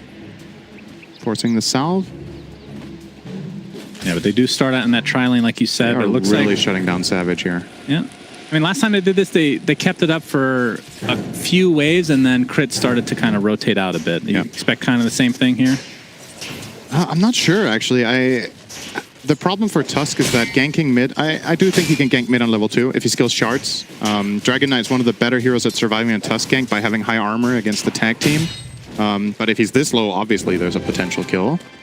As far as the top lane goes, I'm a bit worried for Ice that if he doesn't get any help playing Sand King 1v2 and getting shut down is so hard because you counter this item with a Sentry Ward. And mind you, this item is cheaper and you have more of them than you used to. So you can just keep shutting this guy down. You can keep investing in sentries if you want in this top lane. Or, I mean, as it looks right now, they're just going to leave him alone. Cuckoo is going to solo that lane, and Zephyr is looking for potential other plays on the map. Yeah, Crit shutting down into the game. Crit ends up taking the Water Rune bot, which leaves the top one for Abed if he chooses to do so. Obviously, just wants to pressure Carl for the time being. Can always illusory orb going there. for it here. He's going to force the orb. Get it as a result. But that's going to cost Abed CS, actually. That's pretty smart from Carl. He chose to go there at the time that 3 creeps were low. And he is giving Abed the choice. Do you want to get the CS or do you want to get the rune? And Abed does get the rune, but at the cost of, I think, 100 gold there. Yeah, Carl with a great start here. 13 for 3 against 7 and 4. Cuckoo sitting on 14-7 against the 5-0 Sand King. Very expected with the head start he got. And ET is just so good in melee 1v1 with this build. He just smacks him. As long as this is central, Isosite has to stun and run. Like, yeah, it's not fair. Oh my. Okay. Yeah, nobody else to help him out here, so Isosite's kind of living on the edge right now. And PL still has farm bot. Like, I feel like T1 actually got off to a really good start here. And now that they're rotating Ench down here, they're going to have the stronger tri-lane as well. Enchantress is one of the best tri-lane heroes as long as she's access to creeps. Nice shot, blocking him in. Nice shot from Crit. Arteezy pounding away now. That's going to be first blood for Arteezy. Can't choose a better hero if you're an EG fan. Ready to get sharded off there. And obviously the 3v3 favoring T1, very dependent on an Ench creep. The moment it expires, EG just go. They pounce on him immediately. Get off to a good start on Arteezy, like you said. Still, I mean, for Sand King in general, he kind of brought this up with the jungle. If they're going to actually go aggro in there at some point, is it's like Zephyr. A little bit pressure to Abed right now. Illusory orb for that top Water Rune. He's going to get Dragon Tail. No, Waning Rift will put that to an end. Great play from Abed there. That was perfect. But how much comeback potential does a Sand King have if you get off to kind of a rough start here? You can always farm stacks in the jungle with Sandstorm, and you can like start cutting waves, but he's not like, it's not great because the build-up. Okay, hang on. Another attempt here, this time onto White One. Like you said, the Ice Shards don't completely block him in, but makes him choose a different path than he would otherwise take. So another kill for EG in this try-v-try. Very, very important for EG to just pounce on every opportunity they're given, because when these 3 heroes are together and they do have a creep on Ench, I do think these moves don't exist. But this time Zephyr wasn't there yet, and they get in on Whiteman and get that kill. So nicely done. Yeah, as far as Sand King recovery goes, usually if you're having a great start on Sand King, you would like to go Veil and then Dagger, or maybe you go some sort of like tanky build with Bracer or something like that. In this game, you're probably so far behind that you have to go for the Dagger, or it's going to come too late. And that just means that in this build-up period where you're farming up those 2k gold, you're very exploitable for this ET as long as he has a sentry. He's going to go Soul Ring so he can keep the mana flowing. Then I imagine we will see that Dagger queued up. Maybe Boots on the way. But yeah, 15-0 against 13 and 14. Just when I... Not exactly a good time. Yeah, of course, he's been playing these heroes that want to initiate and get their... I mean, he's been playing Dragon Knight a lot, so that's a very tanky hero. Sand King, not exactly that tanky. Maybe more elusive than tanky, I guess. As bot lane, another Ice Shard blocking a bit here for 23 Savage, but just going to doppelganger away. They're trying to pressure the tower with Siege. They're forcing out spells. Got to be a little bit careful with not overextending here as EG, because any TP rotation from Elder Titan or Dragon Knight could be powerful. But they've taken advantage of the fact that, look at the resources, right?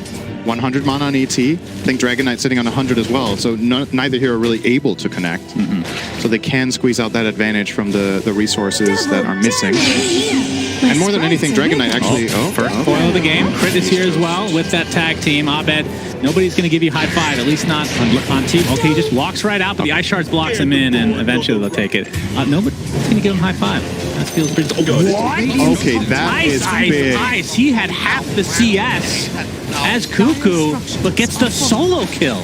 That is a huge kill for Ice. Wow. That must have been like a caustic finale on creeps or something like that, right? Think about it. He got this kill, and he's still behind on gold after getting a 1v1 kill. Yeah, but that pretty much brings him back, though. Yeah, he's drawing the lane now. That is the biggest kill of the game for sure. Very nicely done. So we're seeing it here. Yeah, burrow strike, and just the creep's doing a lot of the damage here. Kuku just overestimating his tank. He had like 250 health or something, 300. He's going to get a refill and reconnect to lane, but this does put Ice at a very big level advantage in that top lane. Carl dodged. Nice from Abyss. Rift to follow. And he'll be able to maneuver himself around. We see that Kuku is actually going for a Hand of Midas. Thoughts on this? He's playing for late game. Yeah. He wants to get Midas Ags, I think. I mean, and run for those that haven't seen an Elder Titan core, especially once he gets a ton of farm, this is a scary freaking hero. And we saw the Ags last game. That was on a support. He's an excellent anti-carry late game against heroes that have high base armor, and Terrorblade is #1. So, good TPs. They get the coil. Waiting just for the mobility. Coil, like you said, tag team to follow. Do they have enough damage to actually kill him off? Carl missed completely. Oh, actually, never mind. Yeah. They hit the Looks like Carl gets blocked a bit here. Crit is actually going to dive down with the snowball. Looks like it'll be enough, just barely, to kill Carl. So in the end, the EG do get the kill. Takes a lot longer than they were anticipating.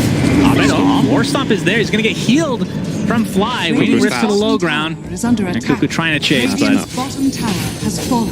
EG doing a very, very good job at executing these skirmishes. 5-0. They've just been outplaying on these moves. Like Dragon Knight there, he's so close to living because of a good Breathe Fire. Getting that damage reduction on 2 of EG's heroes, but still, Crit chases him down. Ice has, he's got a Ring of Health queued. I'm not sure if he bought it.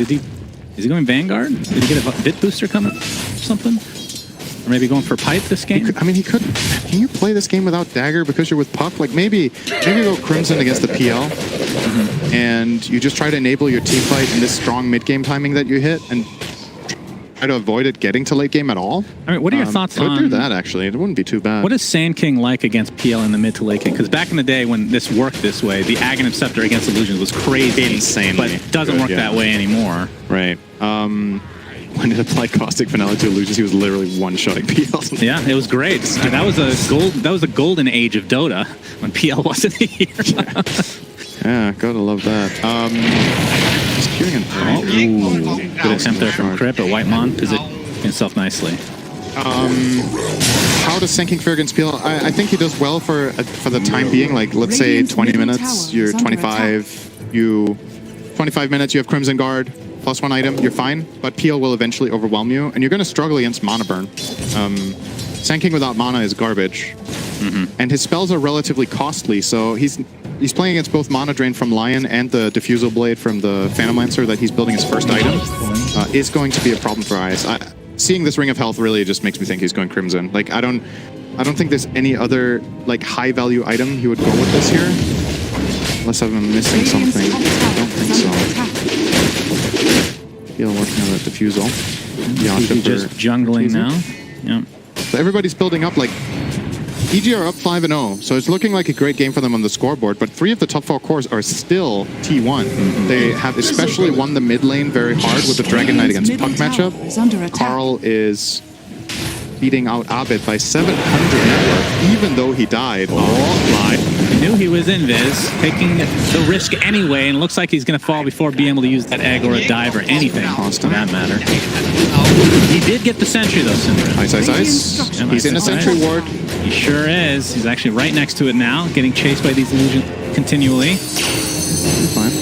And Carl pressures the tier 1 tower. Abed's still looking for that elusive high 5 that shall never come, apparently. Very sad. Maybe he'll get it after the game in person. This is actually kind of problematic for EG. They're almost losing the tower, so they pre-salve Carl, so he's tanking the tower for very long. They bring in an inch creep with the bonus armor to tank the next shot. Oh, wow. It's gone. Yeah, it's dead. They lost their tower minute 10. They will get the deny at the very least, but yeah, that's... I mean, there's a Dragon Knight. We gotta expect that at some point, but it's a little earlier than we're used to seeing for sure. And it is a really good tower to get against the Terrorblade lineup. He wants to access his triangle. He wants to play as much jungle as possible. Ice. Yep, there's TPs coming from T1 right now. He gets the burrow strike off to the other side, but you have to think that he will likely die if there's a sentry here. Ice. He's actually prepping the epicenter. Gets it off. Does a little bit of residual damage to Whitemon, but Dragon Tail's there, and Kuku... Can he find a way out of this? Burrow strike into the TP. And it's going to be successful. Unreal. Ice. Some Vanguard value. Wow. Yeah, he got a lot out of that one. That was very nice. And this opens it up for the tier 1 to at least take heavy damage, if not just take the whole thing. This is really good from EG to get this tower pressure in the meantime. They're not rotating to try to help Ice. They're just taking advantage of all the space he made. Are they actually? Yeah. A full tower.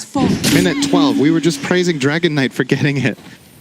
That is You've never so seen huge. the Puck Phoenix Tusk push before, Synderen? It's classic. You'd use tag team and you just smack that tower. Really good. Man. It doesn't work, don't do it. Yeah, that would be great, actually. That would be a good buff to Tusk. Yeah, I definitely think tag team is the part of the hero that needs a buff. That's the way to go. Yeah, true. Oh, there we see the coil onto 23 Savage. Snowball to follow into the Walrus Punch. High value kill for EG. And look at the curve. A little bit of a bonus. Adding insult to injury there as EG take a 2K net worth lead. EG are very good at this when they're playing against these illusion-based carries. They're very good at catching them in the triangle with an offensive ward. And if they even get this top tier 1 tower, there's just even more access to shutting down this PL. Do you think that comes from playing those heroes themselves? I mean, I think that's feels a like part the of it. triangle, especially on the Radiant side, is such an important thing for EG, at least it's also for the past something 6 months. It's not just playing it themselves, it's something they specifically do really well with Puck, I think. They're really taking advantage of Puck's ability to connect over cliffs. All right, Zephyr is no space. more. Not as much space as Ice because he wasted time and but good effort. Good effort overall. Diffusal will be coming out very soon. All right, I want to talk to you about this. So 23 Savage, the PL. We talked about the Shard, how it was nerfed pretty heavily. We still see it sometimes, and sometimes they just entirely ignore it. What are your thoughts on this right now? As in, like, do you get it at 20 minutes? It's not a requirement, obviously, since we see a lot of people bypassing it. I think in this game you probably don't. I think you're very stat dependent here. You need a lot of defensive items to survive all this AoE damage that EG are bringing. You need to hit this point of critical mass where they don't kill you anymore. So like, let's say you have Hood Manto, Hood Heart. So you can survive the first volley of spells and be a threat in fights. The problem I see is if you go for that Lance build-up with the Shard, that's all you are. You can't really do much more. That's a very they are really ruining Zephyr's game. That's a double kill. Oh, I thought you were going to call it space. It's like debatable. Well, it wasn't much space because they're in their jungle. Nice. Ice is threatening here. Not finishing the Crimson. He's going Travels. On Ice? Yep, Sanking is close to Travels. Okay. So gonna keep playing the map. And honestly, I really like this approach from EG right now. They know they have the stronger team fight. They know they've taken the towers that they needed to take. So let Arteezy farm whatever he wants and just try to pose a threat. What's going to end up happening likely is that this PL Diffusal is not going to come to much use because they can't really fight. And that means Arteezy outfarms him. If PL flat out only wants to farm, the usual farming build we see is at least a Yasha for the efficiency. But since he did go Diffusal, he doesn't have the luxury of farming as fast as a Terrorblade, and the gap is going to keep widening as he also needs to buy Hood against all the magic damage. So if EG can keep a firm grip on the map, this gold lead should increase over time. Currently sitting on 3K minute 15. How much of that comes from seeing Cuckoo was building a Hannah Midas, and then obviously their mindset is to go late. So Boots of Travel gives you, I mean, it feels like a late game item almost because you don't want to buy it if the game's going to end in 25 minutes. I think maybe part of it is that, but I think it's more a natural result of the lineups more than the itemization. Like if Cuckoo had a drum or whatever, like some sort of cost-efficient item right now, I don't think it would have changed very much for EG's approach to the game. It would have been very similar. Nice deep ward here placed by Whitemon. Don't know if they're really looking to do anything though. I think what T1 are mainly warding here for is actually they're not placing aggressive wards to kill. They're placing aggressive wards to see EG smoke and make moves so that they can dodge them. Placing defensive wards leaves you more vulnerable to getting attacked than having the wards on the other side of the river where you see the move before it begins instead of seeing it when it comes down. Reflection into, this is a triple kill. Space. Triple kill. Thanks a lot. Yeah, I mean, this is almost chain feeding at this point. It's still really impressive to me how well 23 Savage is keeping up. This reminds me of last game where Arteezy on Terrorblade has seemingly the whole map at his disposal. And at the same time, 23 Savage is only a few hundred gold behind. After he has been killed in his triangle, he's still keeping up. He's got the Hood now and looks to be queuing up Manta. So in this slot, PL usually goes one of three items. He either goes Manta, Sanjin Yasha, or Heart. And he is opting for the Manta here. There's obviously some big up plays. You can dodge Sunder. initial cast, you can dodge, you can break Puck's silence, and with some really clutchness, I think you can break out of coil still. You can do it right on the edge, as Roche will go to EG. Yeah, this is a really early one. Yep. 16-minute Roche. Fly. Pose here. Yep. The Sunray Strike on to 2. Looks like the snowball comes in as well, and the egg on the sideline into the epicenter. 23 Savage is in a lot of trouble. The right click from Arteezy. Will it be enough? Yes, just barely. But they get the position one for T1. You were praising his farm. It's now the second death. T1 has no business looking to fight into EG right now. I just think lineup-wise, it's not feasible to try to go. You need to keep pushing waves. If you do want to fight, it has to be Enchantress or Dragon Knight getting caught so that you can get your ET spells off so that your Peel can go. Peel walking in and casting a Spirit Lance there and then getting stunned by Sand King is almost the end of the fight already. Because one of two things will happen. Either he's going to die or he's going to run away. And what's your damage? If Peel isn't fighting here, what damage does your lineup really have currently? It's not great. Oh, Zephyr. Oh, no. No, please no more. Not again. You can do one more. Not like this, please. Crit. Oh, okay. All right, Ice Shard's missed there. He still has Snowball at his disposal, though. With the dive. Oh, Abed's there. Oh, hello. And yeah, this will be another death for Mr. Zephyr, having a bit of a rough one on Enchantress early on. 0, that is 6 deaths, yeah. I mean, they only have 1 kill overall. This is starting to get a little stompy here, Cinderin. Like, from T1's perspective, what do you think that they need to do to kind of crawl back in this before it gets to be insurmountable territory? Should ban Puck. Yeah, well, they did that game too, right? Or they took it themselves. Right. I mean, I'm going to sound like a broken record. I think you have to dodge fights. Like, get vision out, try to play away, because it's something 23 Savage does really, really well. But they lost focus a little bit and got caught a couple of times. Ooh. Playing like that is really difficult, by the way. So I do think...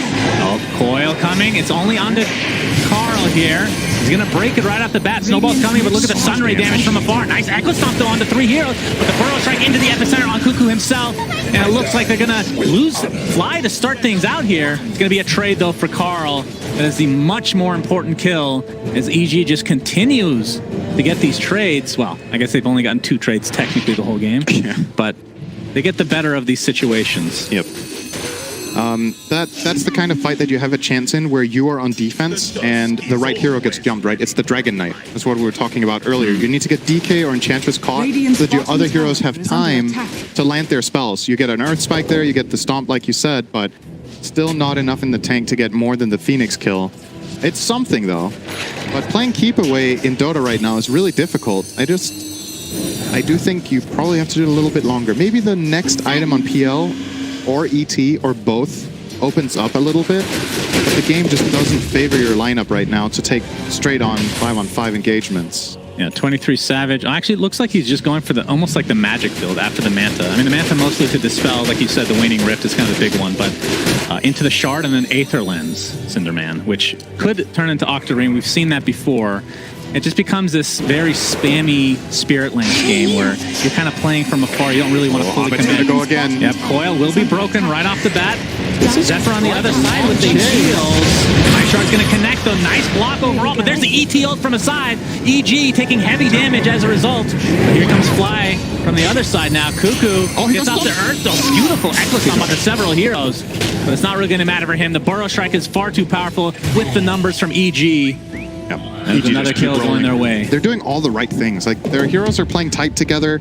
They're making moves on their conditions. Okay. He's going Radiance. Yep, that is my favorite Blink Dagger. This is a pub build right here. Ice is playing a pub right now. All right, Burrow Strike into the Waning Rift. You see the Fire Spirits from afar into the Sunrays. This is actually getting enough damage to get the Dragon Tail off.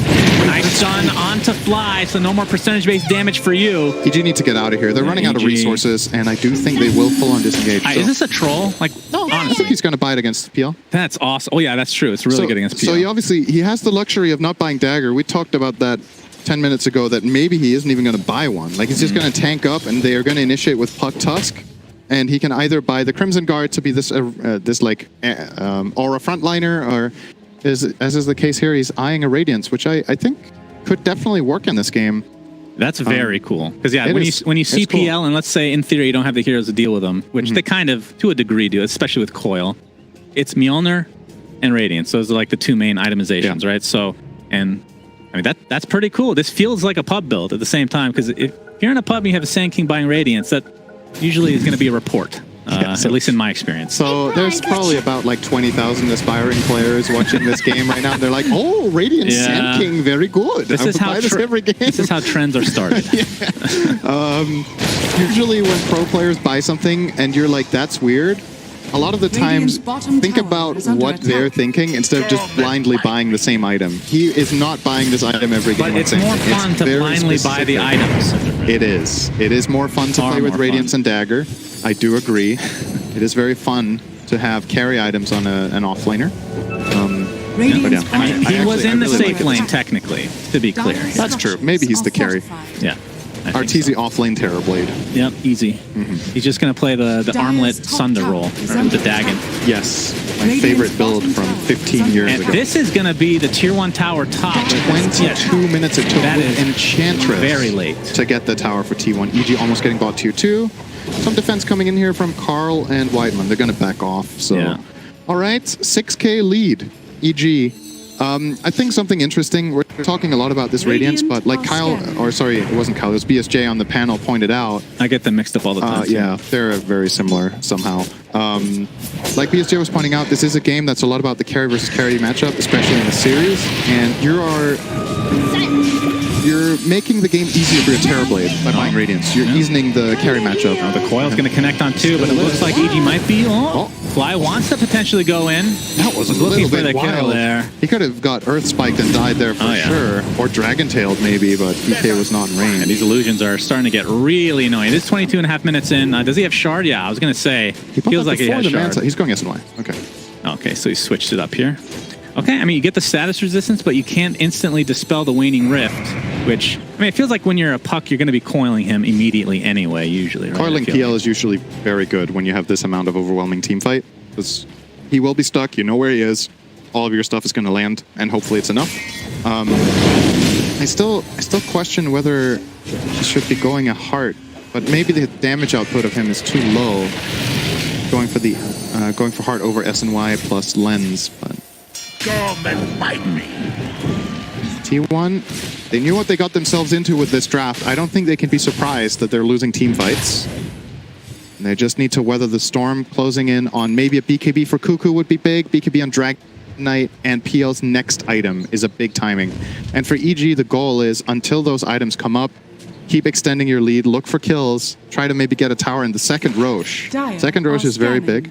Obviously, we didn't talk too much about BKB as an item in this game. It kind of counters almost everything EG has. They're going to find Cuckoo. Zephyr's on the other side here, but if he's not careful, he's going to get his millionth death of the game. Although TP support's coming in, Carl pops his BKB with the Dragon Form. Nice egg. Will they be able to kill in time? The Burrow Strike does connect. They kill the egg, though. Weimar gets his finger of death off. He's going to lift this engagement to start things off. Brit getting chased now as Arteezy pops that meta. It's just pounding into everybody. 23 Savage is done for this fight as Carl's just getting chased back into the base, and Ice finishes off Whitemont finally. Just living on the edge with that Lion for such a long period. Ends up being a 3 for 2, but again, EG just lose their supports. Jungling, let's push. It is. You are seeing some signs of promise here from T1, though. That was the first team fight that they got kills in. That seemed like, okay, they can stand their ground. And the really key thing here is Dragon Knight has a BKB. Yeah. And they connect on the Phoenix, who even gets egg off. Like, imagine there's no Supernova there. That could have maybe, just a little bit of less time they needed to commit on Phoenix, could have perhaps swung that in their favor. So definitely within reach for them in these fights. And, you know, we had this situation in the last game. EG have like this insane burst damage. They're killing heroes really fast, and ultimately the heroes of T1 got too tanky. Could this become a repeat of that? If they have solutions for Terrorblade, Tusk damage falls off, Sanking damage falls off. Puck not so much, though. Puck feels like it scales a lot better than it used to, at least. It does. It definitely does scale better than it used to, but it's still probably not scaling at the rate of Dragon Knight ETPL, right? So you have to keep up the tempo as EG and make sure you don't run into this issue again where, where you run out of damage. EG's perspective, that was a fight where 4K of net worth was basically dead. That was a sacred relic just sitting in the base for Sand King. That's true. And once he gets his Radiance, which is about 100 away, I feel like these fights will just be amplified in their favor, at least for the short term. And with the next Roche coming in a minute. Do they have a veil on Phoenix? On Mr. Fly himself? They don't, so... No. they have so insane much, like, this is one of those things where I'm like thinking to myself, do you buy a Veil to make everyone's damage so much bigger and hit this timing, or is it gonna backfire because you put too many eggs into the magic damage basket? You know what I mean? Like, because Veil right now looks insane with Phoenix, Sand King, Puck, but obviously they're looking at the bigger picture, and later on the BKB is going to counter the Veil, and instead they have this Sunray with the Holy Locket. Zephyr, he's actually going to live. He actually lives there. We haven't seen this yet. This is something new for T1. Up, Coil is going to be snapped right off the bat. He's been doing this pretty much the whole game, and will it cost him his life? I mean, he was dead anyway, but yes, Carl does die to fly. Whitemon in the meantime trying to TP out. No, that Arteezy right click just ends up being enough, and this will be a tier 2 tower, if not more. Roshan up in 15 seconds as well. Not popping BKB there for Dragon Eye is pretty damn cocky. Like, thinking you're going to get out of that. The amount of damage there, it's the BKB that's keeping you afloat. And you thought you were going to snap that coil and live. EG say no, sir. And they're going to push high ground. There are buybacks here, and they obviously do have ET, so Cuckoo will be slowing this down a lot with this stomp. Hitting everyone, buying a lot of time. Just thinking about the ulti, but the heal from Fly. Actually got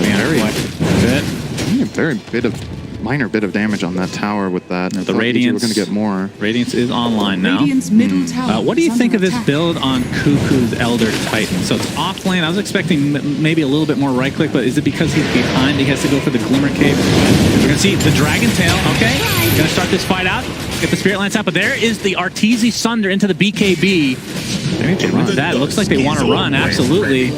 Chase is on from T1. Abed, he should be able to get out. Arteezy might be in some trouble though. Fly getting the heal off for now. Carl pops the BKB. There's the Echo Stomp. Big Burrow strike to follow though. Arteezy, he's getting chased down. No Sunder for him. That is a dead Abed and Arteezy. But the epicenter is enormous from Ice. And will the egg actually pop it? Looks like it will. Don't think they can kill in time. Just in time, but they don't have the right clicks anymore because their carries are dead. But Ice, he's the true carry, Cinderin. He has the Radiance, and 23 Savage is dead again. Carl now on the run, or on the fly as it were, since he is a freaking dragon after all. Crit, putting somebody in his snowball. Looks like it's Ice. But the buyback now onto the off-lane Cuckoo. That might be enough to just break up this fight. They can't go for Roche without either Abed or Arteezy, but I mean, somehow EG come out ahead on that, because I want to say the egg and the epicenter. I'd love a damage recap from that fight. Or I think Ice single-handedly basically killed 3 heroes here. Like, good lord. Epicenter on 2 with Radiance with full duration Sandstorm. He gets the stun follow-up there to save the egg with 1 hit left. Look at how casual his hand is on his keyboard. Doesn't even look like he's trying. Is that even a right replay? Imagine he's browsing Reddit. Maybe they would win every tournament. Burrows right on the Cuckoo. Echo Stomp does connect onto 2. He's still blocked off for the time being. He gets off his beautiful ult. He's going to get chased down now. He's inside the coil right now with 3 heroes. Crit looks like it's going to be the first to fall for EG. That will be a nice turnaround for T1. Now the blink into the Dragon Tail. Fly might be next on the list. Indeed he is. They do have double buyback if they really want to expend it, but doesn't look like much of a need here for EG. I honestly think one of the things about T1 that's the most impressive at this tournament is how good they are at playing when they're behind. Like, we've seen other teams kind of just lose control and never really come back. T1 are finding ways to set up fights that they have a good chance in, and this one was one of those where Cuckoo gets caught, but is just tanky enough with that Glimmer Cape to stay alive, and they rotate, and obviously EG, part of the problem there is, you could argue it's an overextension, but T1 play with the chances that they have even behind. What did they gain from that? So I guess what we maybe should be talking about is why is Cuckoo buying BKB over Axe, right? They cost about the same. The BKB is more reliable because you don't have to hit the Spirit on so many heroes and you get to pop it whenever you want. That is probably the primary reason. Oh, Abed. Yeah, he's playing with fire. Hiding in the soft spot of Roche. I don't think it's called that, but now it's called the soft spot, which is where you don't get spotted when people walk in. Okay. I guess we can go with that. Sure. Yep. Oh, Savage. 3 seconds on coil. Is he going to get the right one? Soon. Yes. Loser up to fall. He might break it. No, they're actually just going to go for the Burrow Strike into the Epicenter, but he's actually already out. Epicenter is going to be applied mostly to the Enchantress with the Burrow Strike and the Walrus Punch. But Zephyr is still living. Good lord. Arteezy has an Aghanim Scepter. What in God's name? And he's just right-clicking the crap out of 23 Savage. And Zephyr still living. He has learned how to not tie this game, it looks like. But now he's getting slowly chipped away with that sun ray. And I'm just going to die to the tower. So that time he did create quite a bit of space, but... Nothing like some grilled deer. Okay. Yeah. Sure. I mean, talk to me about this Arteezy Aghanim Scepter. That's a really early one. This is like the old, like when they first added this variation, NA, in terms of like EG and all the other NA teams, they were buying this like first, sometimes second item. I think it just really shows good. EG's read on the game is double down on the team fights right now, right? The synergy between this and Coil is super strong against the PL, and yeah, he's just taking advantage of that. The fact that EG is strong right now. Crazy. Like you said, the Coil on PL actually lasted pretty short because he has S and Y as well as the Titan. So a lot of status resistance coming his way, but it's still not enough. Who's getting the shard? I just went, oh my god, I was going to say, okay, this I think is the literal worst shard in the game. Am I wrong? Did they change this for Sand King? You get the epicenter thing that goes off occasionally. I think it's in fog, you can still see them, if I'm not mistaken. I saw this recently. There was one. This is... So every X amount of units you move, you get an epicenter proc. Am I wrong that this is really bad? It's good against PL. There's movement happening in the fights all the time. Okay. You're chasing after PL, you get procs. I mean, I would love to be wrong. I've just seen that. What like, are the alternatives, right? I guess I don't see it through fog. Phoenix has his own. Puck gets the Waning Rift upgrade, which isn't that great this game, not necessary. The Tusk one. That one's amazing. Kicking out of Coil, that is god tier. Isn't the Tusk one Sigil? Oh, you're right. That's the Aghanim Scepter I'm thinking. Is flying, but half HP. He is super dead. Percentage-based damage to follow. And there's another dragon hitting him. No, that was not the word I was Okay, you're right. The Tusk one isn't very good either. Yeah. So, I mean, if you look at the big picture, I just don't know. I mean, Sigil could have been decent this game. It's pretty good, I would say. It's just a boring one because it's an old skill, right? But, okay. I'm willing to be wrong on this ice shard. It looks like we were looking through fog. It does not go through, so I guess they fixed that. That was, I mean, that's literally game losing in some situations. Or it was. That's good to see. EG are building a really big lead. Ice was top net worth. He is so huge. Yeah. It's crazy. He's out farming it terribly to Sand King in this game. And he still is not going for Blink anytime soon. I'm a little surprised he's not going for an Ag still. He's a boss. He's going in. And there you see the extra epicenter proc thanks to the amazing shard picked up from Ice. He's going to pop that meta. Abed has a quad-man Coil into the fear. Will it break? Yes. That is one death right off the bat. The silence onto 23 Savage. Looks like Cuckoo and Glimmer himself, but he's not going to last much longer, and this could be the beginning of the end for T1 at the AniMajor. Ice gets off the Burrow Strike from afar. It's going to be a buyback, though. We'll see if they're able to get more than this. It is 5 versus 4, and no Cuckoo for a long time. Arteezy's meta will not last forever, though. He's already expended the fear, which gives you that extra meta time as well. But I do believe that they're going to get this Rax in all likelihood. Although 23 Savage with these illusions, this shard can be really annoying to deal with. Ice's build. I mean, we're going to see this in pubs for generations to come, Cinderin. And I don't know if I'm happy about it. For all the wrong reasons. Shard at 20 minutes, I think, is what's going to happen. Not from Roche. You're going to purchase it yourself. And he's almost done with Shivas. He is redonkulously tanky right now. Didn't even mention Essence Shroud. Nobody buys this item anymore. Very cool to see. You mean Eternal Shroud? What did I say? I said Essence Shroud. Yeah, sorry, Eternal Shroud. I was testing to see if you remembered what you said 5 seconds ago, and you did. So that's a good sign for your cognitive ability. I'm not that old yet. No. We're getting there. That's good. We're getting there. That's fine. Got some years left in us. Essence Shroud. What is Essence Shroud? Is that anything? There's an Essence Shroud. Oh my god, a triple bounty rune. Wonderful. Goodness that's 270 gold for every hero. Yeah, that's nice. EG 21,000 net worth lead. They've just done such a good job at forcing team fights this game. That's really been the name of the game for them the whole way. They know they're stronger in team fights. They know they have the catch with the Sand King, Puck, and the Tusk, and they just keep taking it to T1, not letting them hit the timing that they're looking for. PL hasn't really got online in this game, and all of the BKB charges of Dragon Knight have just been forced out really early, so he's not very strong either. The biggest problem for T1 the whole game has been lack of damage, really. Like, they just... Stop jungling. ET still doesn't have BKB. We're 35 minutes in. Yeah. He never got there. The game is almost over, and his item build isn't ready yet. Yeah. It's actually... It's kind of crazy to think that he buys Midas' first item, and his next major item, not counting the Glimmer, is delayed more than 20 minutes beyond his Midas. Yeah. That's true. It's a 4K gold item. All right, Dragon Tail. Remember, 45 seconds on the Aegis here, so they don't want to expend too much on Arteezy. Looks like they'll get the tower at the very least. Abed jumps in. Look at that phase shift damage with that Desolator applied. Carl has to force out his BKB in that Dragon form now. Still right-clicking his Ice, jumps in. Elder Titan ult does actually connect on Arteezy, who expended the BKB. Now kind of wants to play a little bit careful because this Aegis is going to go down soon. Just wants to get the full heal without taking damage. But with that Desolator, you have to think that this is going to be at the very least a melee Rax again in favor of EG. Ice, look how far up he is. He's basically wrong. We see the coil onto two. This could be the end of the game here. Into the fear again. Beautifully done from EG. They're going to get that kill right off the bat on Carl. There's not a whole lot that T1 can do. 23 Savage takes a tumble. Triple kill for Arteezy. GG's are called. EG again making it to the grand finals of a major, Cinderin. Yeah, what a deserved win this was in the third game. I think they just outplayed them at every turn. And really, I think you'd be hard-pressed to not call Ice the MVP of that game. Like, yes, honestly, outstanding individual performance from him. I still...